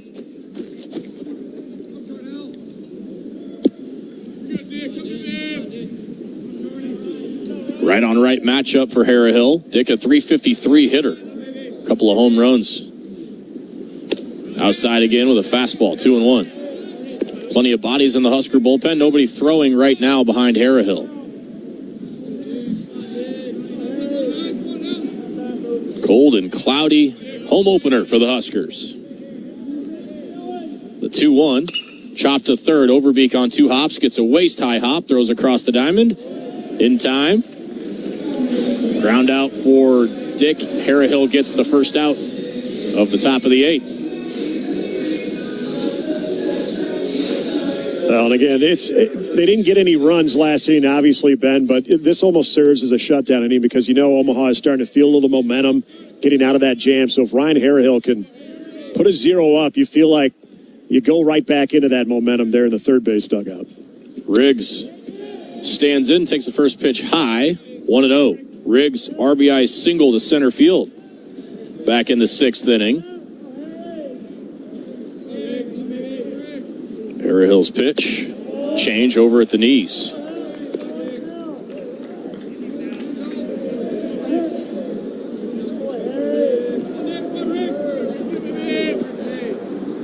Harrah-Hill ready to fire. Here it is. Just a touch low, another changeup. 2-1. Huskers 8, Mavericks 4. Top of the 8th, starting to get late. The pitch. Low, 3-1.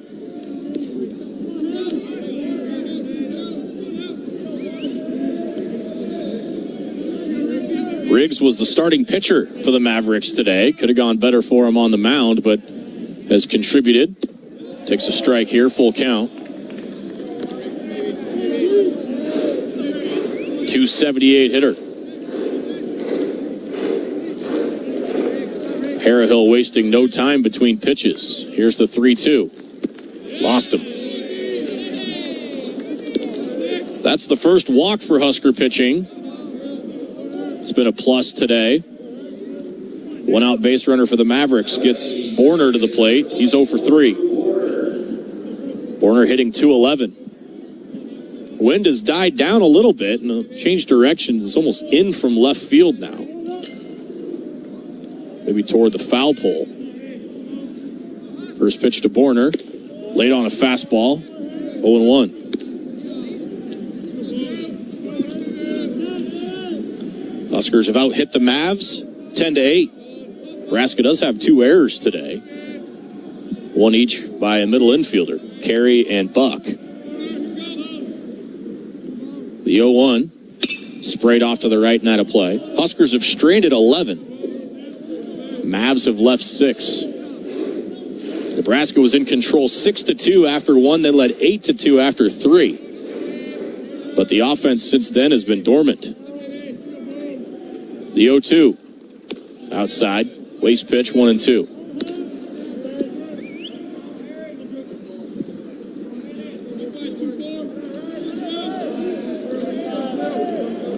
Riggs gets a short lead at first. Harrah-Hill's 1-2 pitch. Slider, swing and a miss. Got him.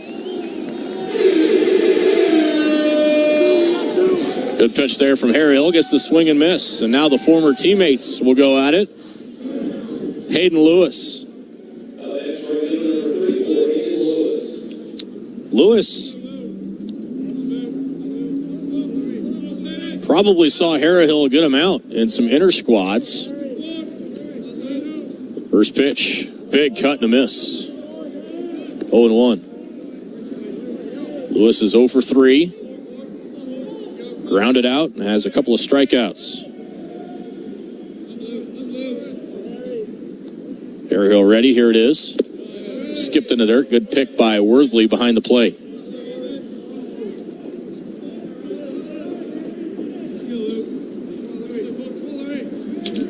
Lewis left-handed hitter. Stokes playing a shallow right. Butenbach playing on the warning track in right. This pitch misses down and in with a change. 2-1. Carey shaded to the other side of second base. Harehill goes from the stretch, set at the letters. Here's the pitch. Lewis sprays one off to the left and out of play. Kind of tilts his head in frustration. Count squares up, 2 balls, 2 strikes. Huskers trying to avenge an 11-9 loss to the Mavericks last year. Harehill trying to work through the 8th. 2 balls, 2 strikes. Here it is. That's a base hit down the left field line. Over to grab it is Nunez. It's going to hold everybody up where they're at. An opposite field single from Hayden Lewis. Continues the inning for the Mavericks. 2 on and 2 out. And we're going to have pitch hitter.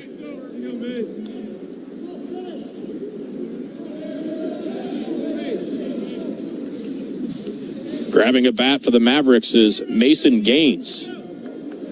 Gaines on the year, 4 for 22. He has been in the lineup, starting lineup 6 times this year. Left-handed hitter against the righty, Harehill. And Jeter Worsley going to come chat with Harehill. Got action in the Husker bullpen. Grant Clevenger getting hot for the Huskers.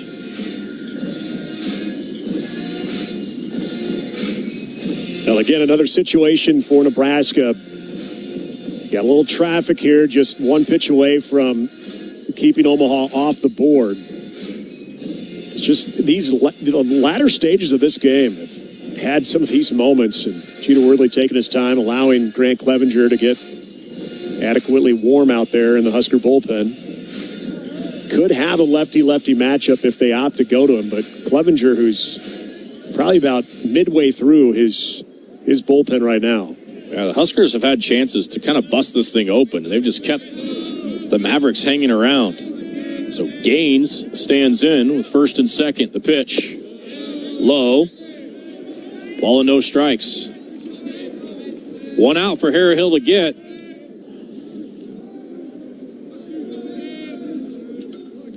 Gaines, the lefty, stands in. The pitch. That just missed, and that was close. 2-0. Jay Sean Unger also getting loose now for Nebraska.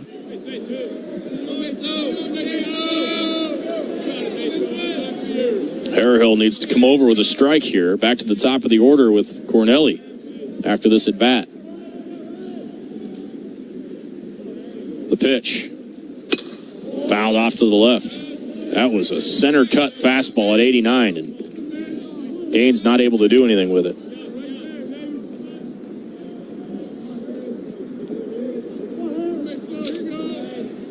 Two and 1. 2 on for Omaha with 2 outs.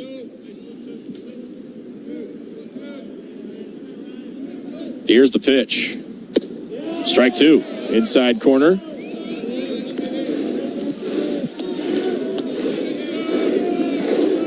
Count level. Harehill trying to fight his way through the 8th. Ryan comes set. The 2-2. Inside, almost hit him. Full count.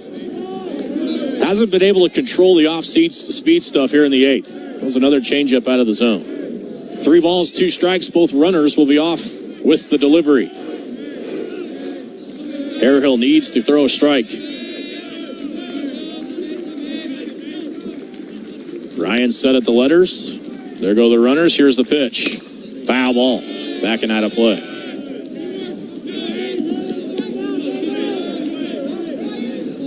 Runners have to retreat to their bags. 8-4 Nebraska.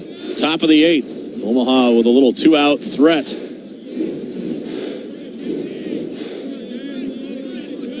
We'll do it all over again at 3-2.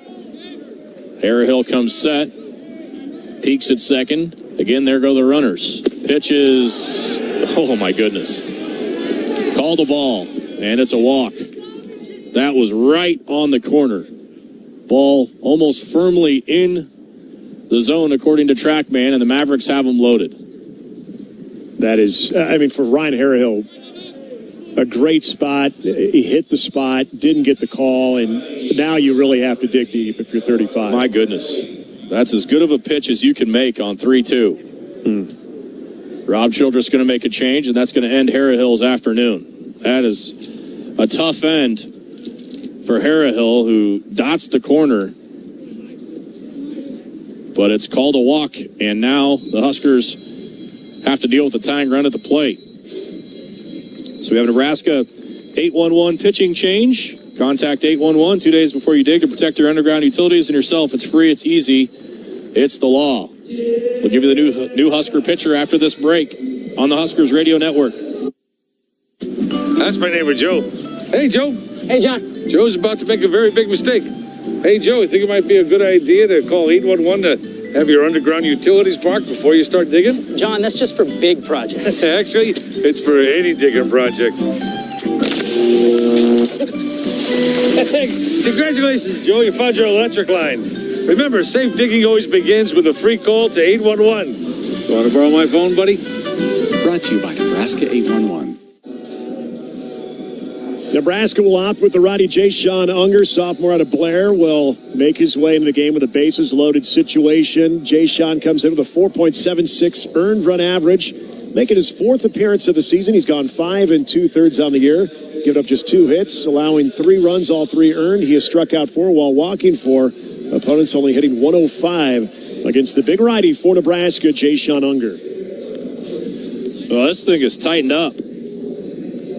Mavericks have him loaded with 2 outs.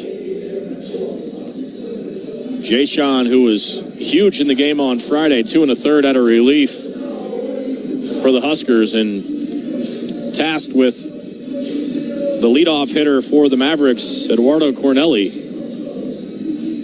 1 for 4 with a single his last time up, and he represents the tying run here in the 8th inning. Jay-Sean is stuff we've talked about a lot. There's plenty of bite on the fastball. Breaking ball's been very effective. He can throw the changeup. He's been able to locate 3 pitches. We've seen that major step forward. And now you're going to inherit a sticky situation, but 1 pitch away from getting out of it with the 2 outs. Infield has the luxury playing it where it takes them. But more than anything, just got to work ahead. Jay-Sean from Blair made his Husker debut against these Mavericks, the only game he pitched in last year. Command hasn't been razor sharp here in the warm-up tosses. He'll need to straighten it out.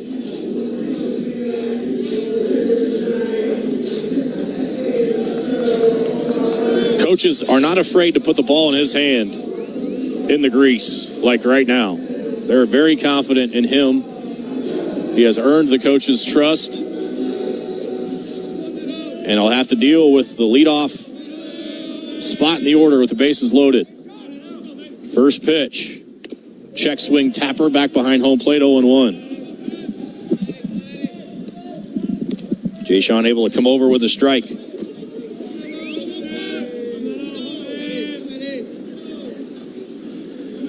Here's the next one home.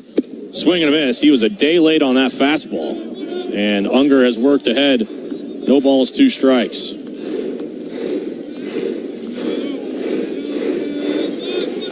Jay-Sean ready to work. The 0-2 offering. Breaking ball down and away. Pretty good spot for that, 1-2.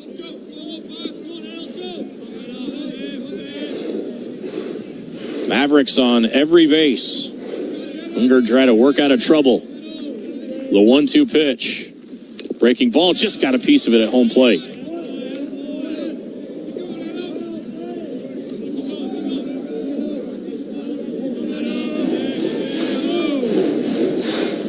Jay-Sean wasting no time between pitches. Trying to put a lid on the top of the 8th. Here's the 1-2. In with a fastball. 2-2. Don't want to play around too much here with no spots for Cornelli. Jay-Sean works from the windup. Here's the 2-2 pitch. Breaking ball low, full count. More life in that first base dugout. Runners will be off with the pitch. 3 balls, 2 strikes, 2 outs. Unger ready. Here it is. Swing and a miss. Struck him out to end the inning. And the Mavericks leave him loaded in the top of the 8th. Big pitch there for Jay-Sean Unger. For the Mavs, no runs, a hit, 2 walks, and 3 left. We go to the bottom of the 8th. Nebraska 8, Omaha 4 on the Huskers Radio Network. When First Dakota National Bank created Dakota Mac in 1993, we knew we could offer ag producers something few other banks dared to. Long-term, fixed-rate loans for ag real estate refinances and purchases. Today, we go by Landera, and we provide the same great service and even more banking options to help your operation thrive for generations to come. Banking evolves. Trust endures. Landera, a division of First Dakota National Bank. RE/MAX is the official real estate partner of Nebraska Athletics, and we understand there's a number for everything: square footage, down payment, interest rates. But how do you measure the trust you have in your agent? For a RE/MAX agent, it's not about numbers on a contract. It's being a trusted RE/MAX agent. That means you'll get honest advice, expert guidance, and someone who's committed to your success. Because while numbers count, trust is what truly matters. RE/MAX, the official real estate partner of Nebraska Athletics. Each office independently owned and operated. Don't forget to stick around for our post-game coverage of this one, including our Blue Cross Blue Shield. RBI of the game, Camden Cohn will have the highlights and the scoreboard and everything you need during the post-game coverage out of the Acres Broadcast Centers. Nebraska looking for some insurance, leading 8-4 as we make it to the bottom of the 8th inning. Some defensive adjustments. Gaines will go into right field as Hayden Lewis will make his way into center field as Gaines came in to pinch hit in the last inning. Preston Freeman going to get an at-bat. Entered the game as a pinch runner in the 6th. He had a rocket to right field for a single. His only and first Husker hit against Auburn last Sunday. See if he can pick up where he left off there. Hosek still back out for Omaha. First pitch, and that is looped toward short over the head of Cornelli and Preston Freeman. The leadoff hit.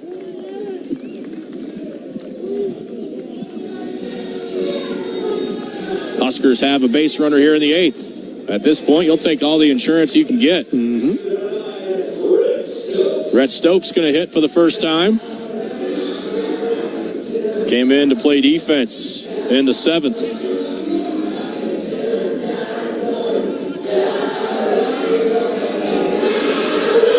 Stokes standing in, right on right matchup with Freeman at first. The pitch. Slider catches a piece of the zone, 0-1.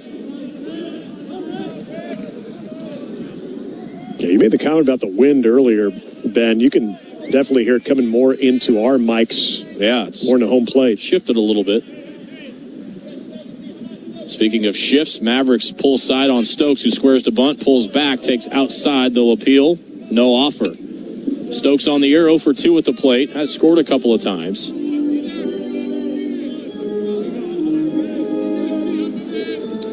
8-4, Nebraska on top, bottom of the 8th. Freeman gets his lead from first. Stokes squares around. Will pick over that way. Preston back head first.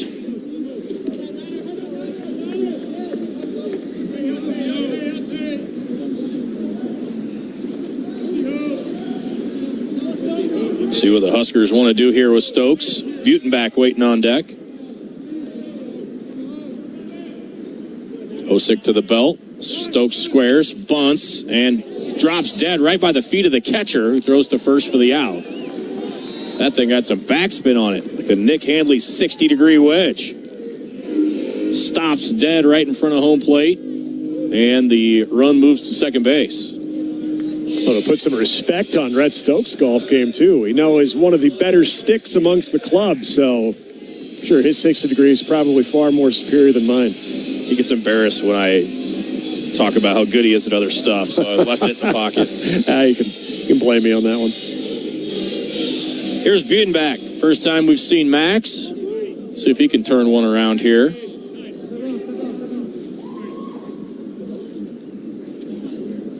And coming out to talk to Hosick. Catcher, you got a lefty warming up in the pen. This is undoubtedly a stall tactic for the Mavericks. Get the left-hander in the game.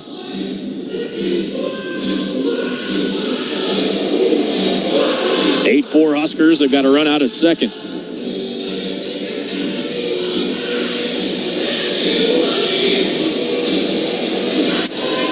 Drew Iverson appears to be in line. He has been summoned from the bullpen. The Wichita State transfer. Ooh, that name sounded familiar. If you don't know who to call by now, you're just not paying attention. Better be 811 2 days before you dig to protect your underground utilities and yourself. It's free, it's easy, it's the law. We got another Maverick pitcher coming in. We'll tell you his numbers after this on the Huskers Radio Network. That's my neighbor Joe. Hey, Joe. Hey, John. Joe's about to make a big mistake. Hey, Joe, think it might be a good idea to call 811 to have the utilities marked before you start digging? I'm not digging very deep. It's no big deal. No big deal.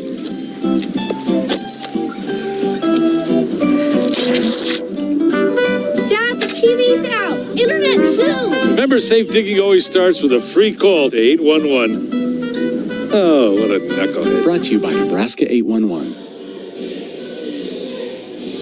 Omaha will make the call to the bullpen. They'll bring in the Wichita State transfer and Plattsmouth, Nebraska native Drew Iverson, the ninth pitcher used today for the Omaha Mavericks. Iverson comes in with a 13.50 earned run average, making his fourth appearance of the season.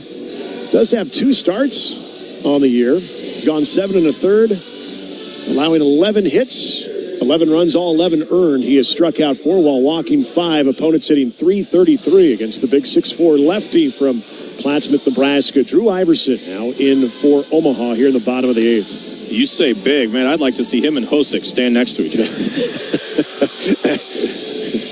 Talking about the extreme opposites of the human body. Let's just say one's a point guard. Yep. One's no less than a 4. Mm-hmm. So left-on-left matchup for Butenbach.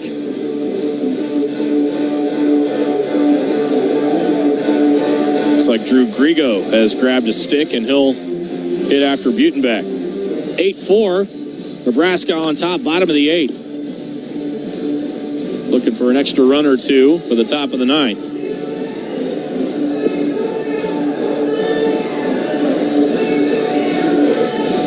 Huskers trying to get back into the win column for dropping the last 2 in the series with Auburn.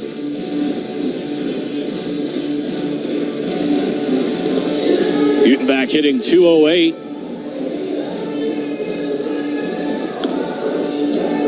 What a start from Cooper Katsky today. 6 innings, quality start, 2 earned runs, walked 0, struck out a career-high 10 Mavericks. Well, Ben, you also look at Nebraska trying to continue what's been a very solid record in home openers, 48-8 since 1970. Nebraska is in home openers, so also would love to see that number increase to 49 wins.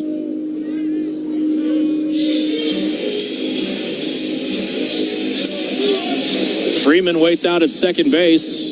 Butenbach trying to drive him in.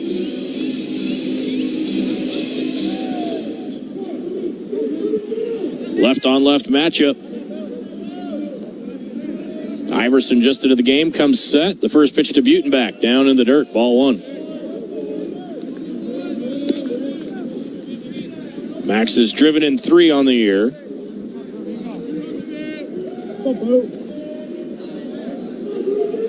Huskers haven't scored since the 3rd. Here's the pitch. Fouled off to the left and out of play. Fastball right down the chute.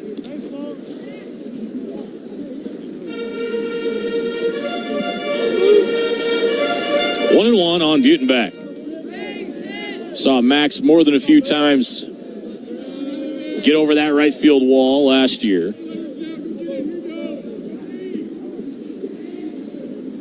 Iverson holds, and the pitch. Good cut, fouled it straight back. 2 fastballs that have been center cut for Butenbach. Just missed that one. He's down in the count, 1 ball, 2 strikes. 1 out in the inning.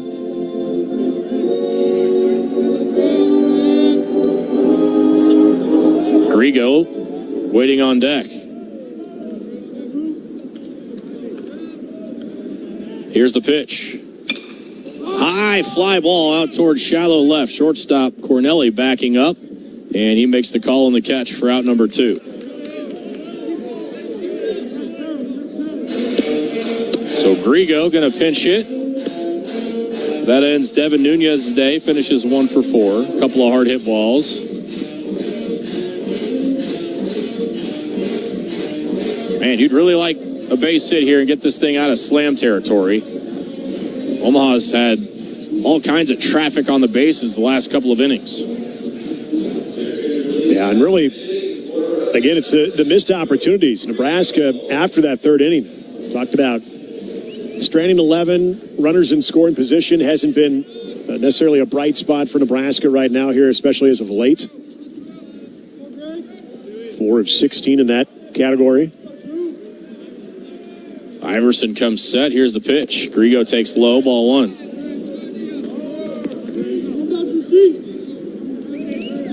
Huskers on the day, 4 for 16 with men in scoring position, 2 for 9 with 2 outs.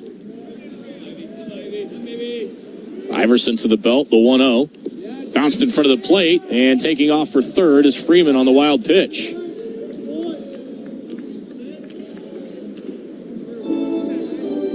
So that run moves ever closer for Grigo's now in a hitter's count. 2-0. Drew 2 early hits in his Husker career.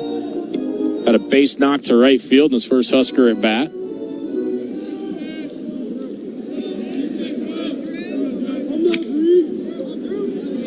Iverson, a long look home, has the sign. Set, the 2-0. Grigo went after an elevated fastball and fouled it in the mitt. 2-1. That was way up and out of the zone. 2-1. Drew takes a deep breath and a couple of smacks at the barrel with his hand. Iverson comes set. Here's the pitch. Grigo swings and lifts a high fly ball to right. Wynn's going to push it out to the right fielder, Gaines. Waits for it to come down. Finally does in his mitt, and that ends the inning. Grigo just got underneath that one. And the Huskers leave another runner. No runs. A hit, no errors. Huskers strand the run at third base. So we go to the 9th. Nebraska 8 and Omaha 4. Unger back out to throw the top of the 9th. After this is Big Red Baseball. In Nebraska, the good life means mornings that wait for you. A porch swing or a skyline view. Work that matters and time that's yours. Neighbors who wave. Hey there. Stars you can almost touch. A mortgage that makes sense. More space, more time, more life. Nebraska, the good life is calling. Are you ready to answer?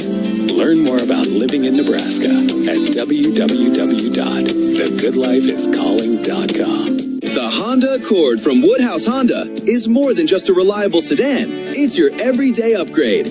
Lease the 2025 Honda Accord LX for $199 a month for 36 months and 10,000 miles per year.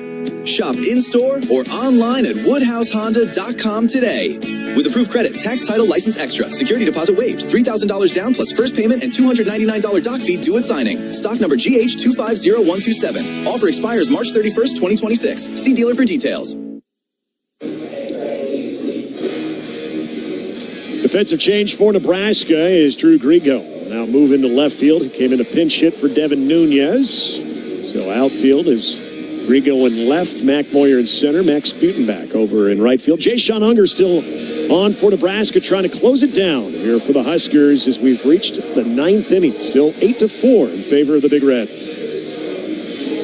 Mavericks will send up a good part of their order, 2, 3, and 4 against Jay-Sean Unger, able to come in and get a big strikeout to end the 8th. The Mavericks have had the bases loaded in the last 2 innings. They left 2 on base in the 6th. So their offense was sleepy quiet in innings 2, 3, 4, and 5, but have come to life in the 6th, 7th, and 8th. So Henry Zapay, the leadoff hitter for Omaha here in the 9th. The first pitch from Unger, called strike outside corner 0-1. Zapay struck out 3 times against Katsky.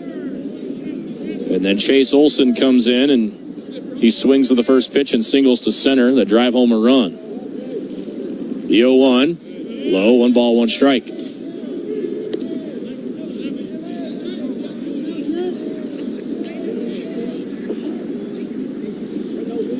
Unger ready to go. Here's the 1-1. Curve and a beauty. Swung through by Zapay, 1-2. Brett Stokes, the second baseman, hand in back pocket. A lot of hands in pockets. The temperature continues to drop. The pitch. Just missed outside. Goodness, that was right on the border.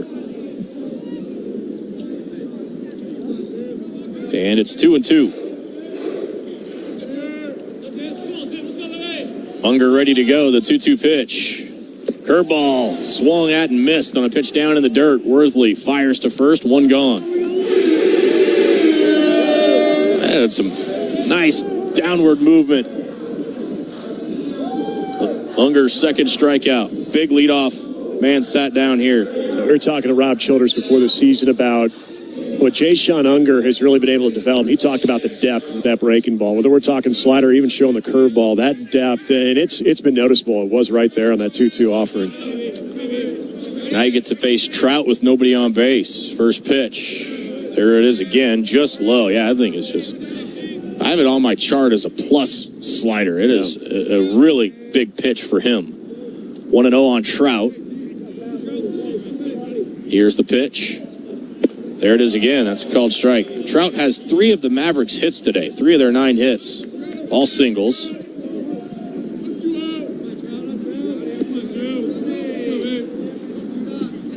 Unger ready to go on the 1-1. The pitch. Backed him off with a heater at 92. 2 balls and a strike. 8-4 Huskers. 1 gone in the Maverick 9th.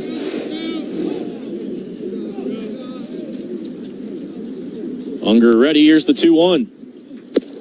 Got a heater right by him.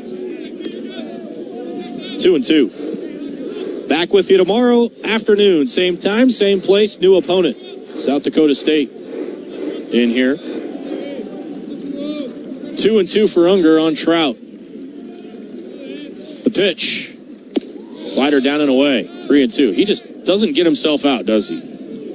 No. He has taken a lot of close pitches with 2 strikes. Jackson Trout has. Unger shakes off Worthley. The 3-2. Foul straight back to the screen.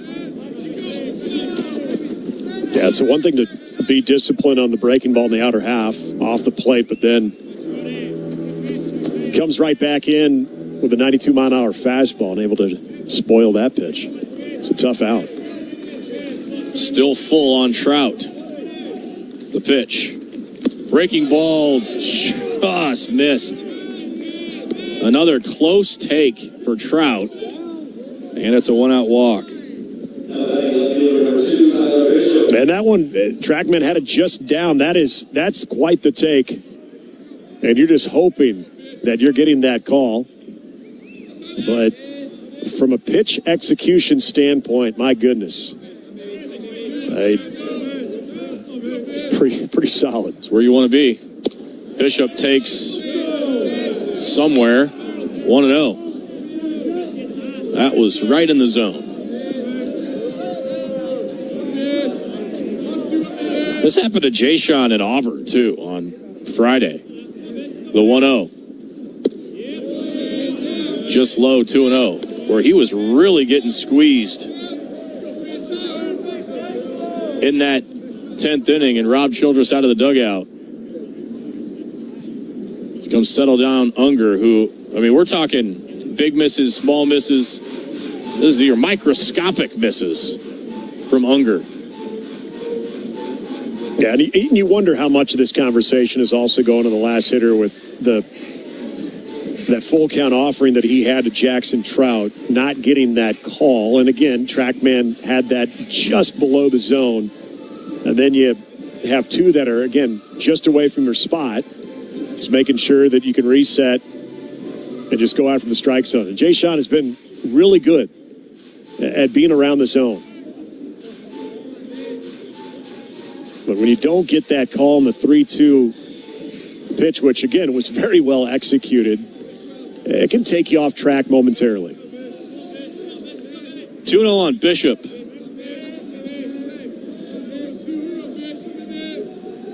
Jay Sean shoot for a ground ball to an infielder here. The pitch. Outside 3-0.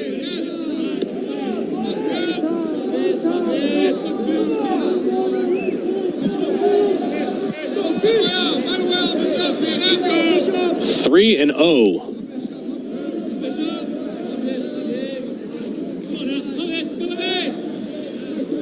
Unger ready. Here it is. Just to make sure, we'll wait. 3-1.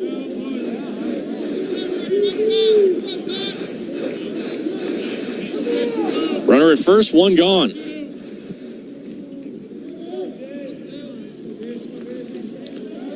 Unger holds at the belt. The pitch. Strike two. Bishop not content with taking the bat off his shoulder after seeing two down the middle.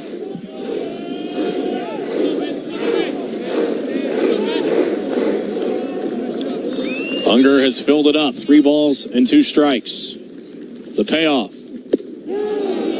Just low. And that is, again, right on the black. And Jay Sean shaking his head at Tim Cordell, who has his evening wide open. That's a 50-50. You're going to get that half the time, heck, maybe even more. I just don't know how you reward hitters for just standing there with the bat on their shoulder on a pitch that's right at the knees on the corner. So first and second, one out. Back-to-back one-out walks. Cardell Dick, the hitter. The pitch. Down and away with a slider. If you're Omaha, why not just stand up there?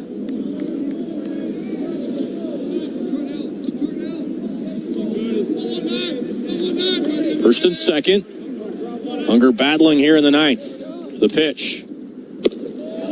That's a strike.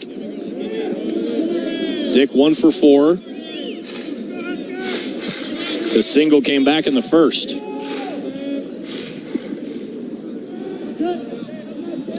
Fielders out there just doing their best to stay warm. The 1-1 pitch. Strike two, and finally some groans from the Maverick dugout.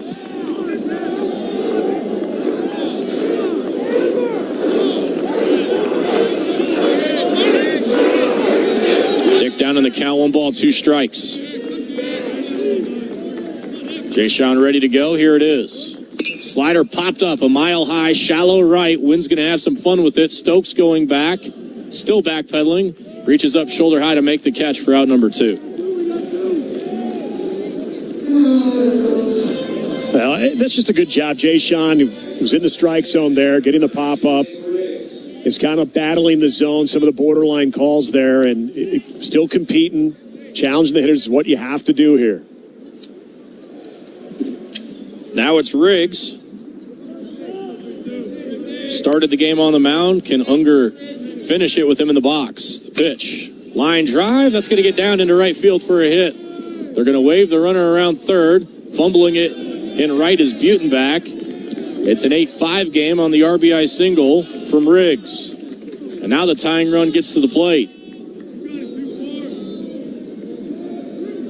That's the second time we've seen Riggs just really throws the barrel at the baseball. It's a pretty fluid swing. Doesn't seem like there's a lot behind it, but just gets the barrel right through. Borner's the hitter, 0 for 4. The pitch. Checked his swing on a slider in the dirt.